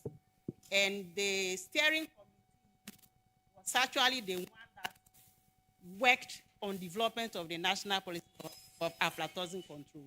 We were the researchers who were leading the process, facilitating the process. And we did it together with the National Steering Committee that was represented by 18 institutions. And then we went through the process, and at the end of it all, we had a national policy for aflatoxin control in food and tea that was adopted by cabinet. We also have a technical regulation that was enacted by Parliament as a legislative instrument. We also came up with a code of practice to guide, the actors on how to control aflatoxins, and a number of other documents that we came up with. Because without these supporting tools like regulations and all that, it becomes difficult to implement policies. And I think the partnership that worked very well for us is the steering committee that we established that had the key institutions that have to play a role. And another one is the fact that the policy was jointly owned by 4 ministries. Amazing. Thank you very much. Let's appreciate them. I don't know if to say good afternoon or good evening. Thank you very much. Eugene Miheso Sinaston from Uganda. And I am a consultant in M&E and also in ICT spaces. I'm here to talk about evaluation approach of which has its own traditional roots, which we have used before, and that is outcome harvesting. And the intention of that is a very good evaluation approach in essence, when we want to actually get detailed data regarding some of the outcomes, especially in behavioral science or economics from participants. Now, we had a case, a very peculiar case, where we had to work within a very limited time period. And by virtue of our proposal, the client was able to accept the need for us to integrate AI inside this process. When they accepted, we also went ahead and also engaged our respondents. Through that process, we also let them know that we are going to feed this data through a locally managed GPT, what we call the LM. Now, through this process, we were able to do a job that required almost a 6-month period within the 2-month period. To me, that's a positive, because you are able to get results as soon as possible, as quick as you can, and an intervention is actually gotten into play as soon as possible. So earlier on, I indicated that we produced 3 abridged versions of our reports, and by the time we were finalizing the reporting, they'd already implemented some of the recommendations that we had actually given in the earlier abridged versions. So to us, that's already a good aspect. And you can call me Mr. AI, because I'm a big proponent of AI. So the reason why I want us to partake of technology is because we used to take a lot of time to do some of these things, and they became very repetitive. We can actually employ this and use it, but we just need to be ethically sound. Don't quote for 50 days and you actually do the job for 2 days. So some of those things are ethically, some aspects that we need to deal with, but that is all in essence. Thank you very much. Let's appreciate Mr. AI. Yeah, good afternoon to you all. My name is Seth Asante, and I work with the International Food Policy Research Institute, IFPRI, based in Accra. So basically, my presentation highlighted from evidence through how evidence generated shaped government policy. We're looking at the AMSEC program introduced by government in 2007 and how closely we partnered with several collaborators on this to generate evidence to inform the program design. So first of all, we didn't actually end at where we identified the challenges with the program, but we continually worked with the implementers, being government, and the private sector who were owning to this AMSEC program. So what we did was, in terms of the evidence we generated, we kind of reported back to government and collaborating partners on the implementation of the project. In the second phase of the implementation, we realized that some of the recommendations we made were kind of adhered to. We kind of took this into consideration because working closely with implementing partners is kind of key in terms of transforming the evidence generated into action. So that is what we realized from these interventions and the surveys that we conducted to help inform the policy that government rolled out. Amazing. Thank you very much, Seth. Let's appreciate him as well. And then we can have this one here. Yes, I presented a case on the ISSER, which is based on the principle that evidence is not about dissemination. Okay, I'm Emmanuel Remy Ayede. Based on the principle at the University of Ibadan, Nigeria. And what I'm presenting is a product from the Partnership for African Social and Governance Research in Nairobi. I happen to have the chance to work with them on and on for several years. And we developed that ISSER, which says evidence is not about dissemination by those who have done the research, but it's about co-creation of all stakeholders in ensuring that the problem is correctly diagnosed and everyone comes together, all stakeholders come together to deliberate in a house, which we call the ISSER house, to define the problem, to generate evidence, to facilitate deliberation, and ultimately provide policy products that stakeholders who are already in the house will use in solving national problems. And we have done that across numerous issue areas, including social protection, urban governance, food system transformation, and so on and so forth. So we have over 11 houses across 11 countries and still counting.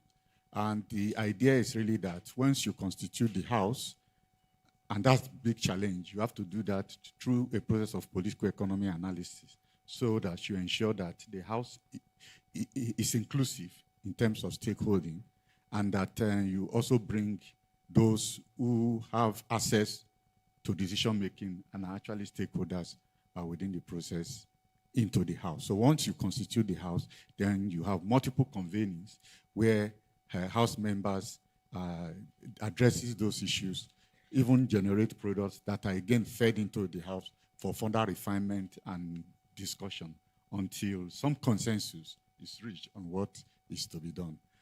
That's, in a nutshell, is what the ISSER looks like. All right, thank you very much. Let's appreciate them as well. So, we have 9 presenters here.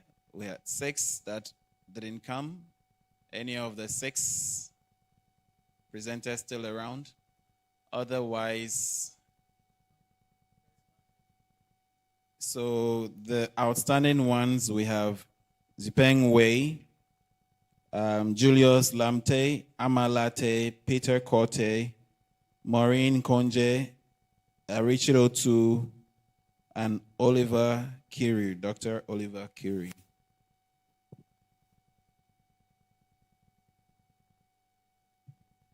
Do we have only one outstanding? All right.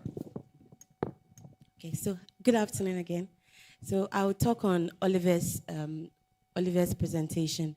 So his work, the work we did was on leveraging food assistance to rebuild food systems in northern Nigeria, identifying high impact investments for recovery and resilience. So the work mainly focused on the supply chains for some food commodities. So we know that in the northern Nigeria, they have conflict issues. There's also issues with production losses or post-harvest losses. So the work we did was to map out the supply chain for some 8 commodities and then find out in the value chain where there are constraints and then see how these constraints can be worked upon to bring some advantages to the value chain. And so in the work, we identified that in the value chain, right from production through to the food reaching the consumers, the middle portion, which has to do with the processing, storage, as well as transporting, had a lot of challenges there. And so the work focused on what can be done in those stages to ensure that not just providing food assistance, but leveraging on the capacity of institutions as well as farmers to build their capacity to be able to produce, keep, and then be able to not just depend on food aid that comes from donors, but are able to sustain themselves all throughout the year. So that's what the work was mainly about. All right, thank you very much as well for that. Let's appreciate their work too. And so at this point, if there is any of these cases that you strongly have a question to ask, just strong case, question you want to ask, you can do that at this point. We're wrapping up the session. So I understand emails have been sent to the different presenters. So you are aware that tomorrow we continue with the lab sessions. The interactive lab sessions continue tomorrow. If you still have time, you can visit them, right? Not if you have time. You are supposed to. This is why we're here. So let's do well to continue these sessions. Let's listen to. Tomorrow, we're going to be looking at after here, right? These cases or these projects have been running for some time now. How sustainable are these? These are things they are going to talk to us about. Their sustainability plans. We can also feed to them, share ideas on what can be done differently. How can these innovations be scaled, right? These are things that we're going to be together tomorrow. So let's do well to continue these conversations. So our presenters, please do well to prepare in advance for those discussions. Thank you very much. So at this point, we can take a group photo. First, the presenters, we can take with all of you together here. And then afterwards, the moderators and facilitators who are around can join them down there, right? And then the presenters will be on the top here. So presenters first, we can take a group photo here. Yeah. Please come forward. Come this way. Yeah.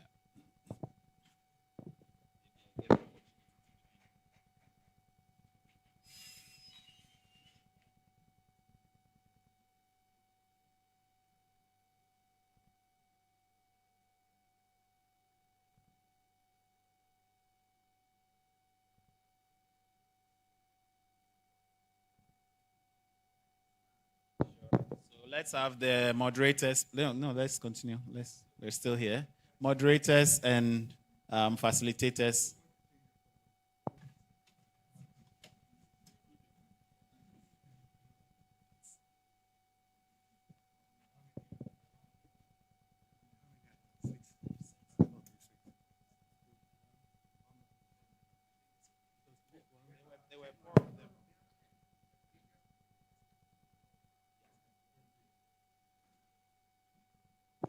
Moderators all together, all of you, right? If you moderated or you facilitated, please do come around.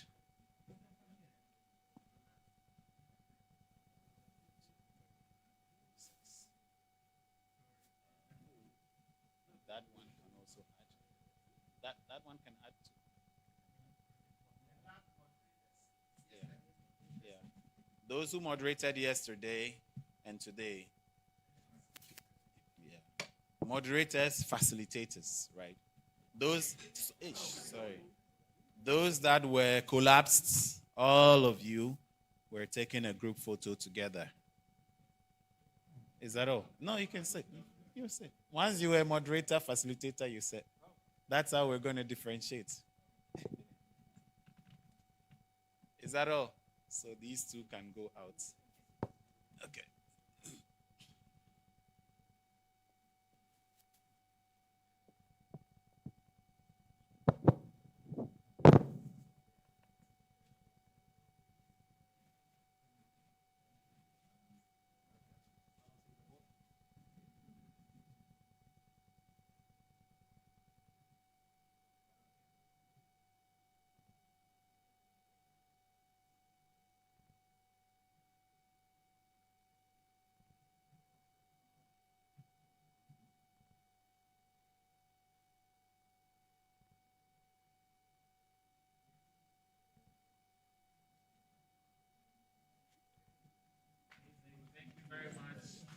All for contributing to the success of these labs. So as we are wrapping up for the day, we will have the closing remarks for today. And to do that for us, we have Gladwell Chariot. Gladwell Chariot, County Government Representative.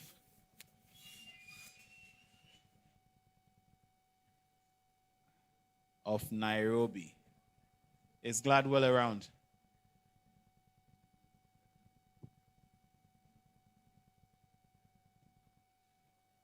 Do we have Gladwell around?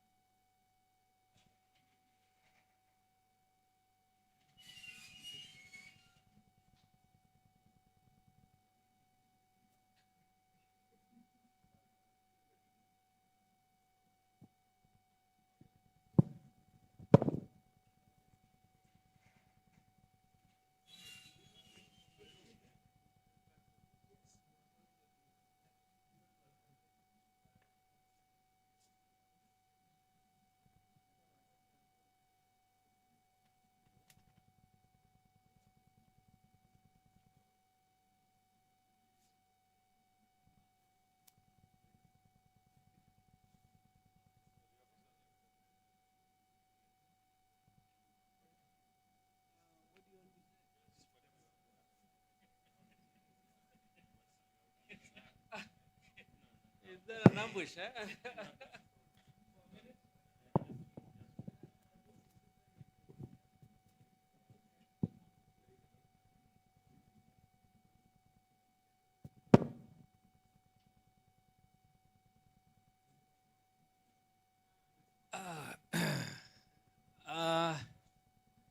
Good afternoon, ladies and gentlemen.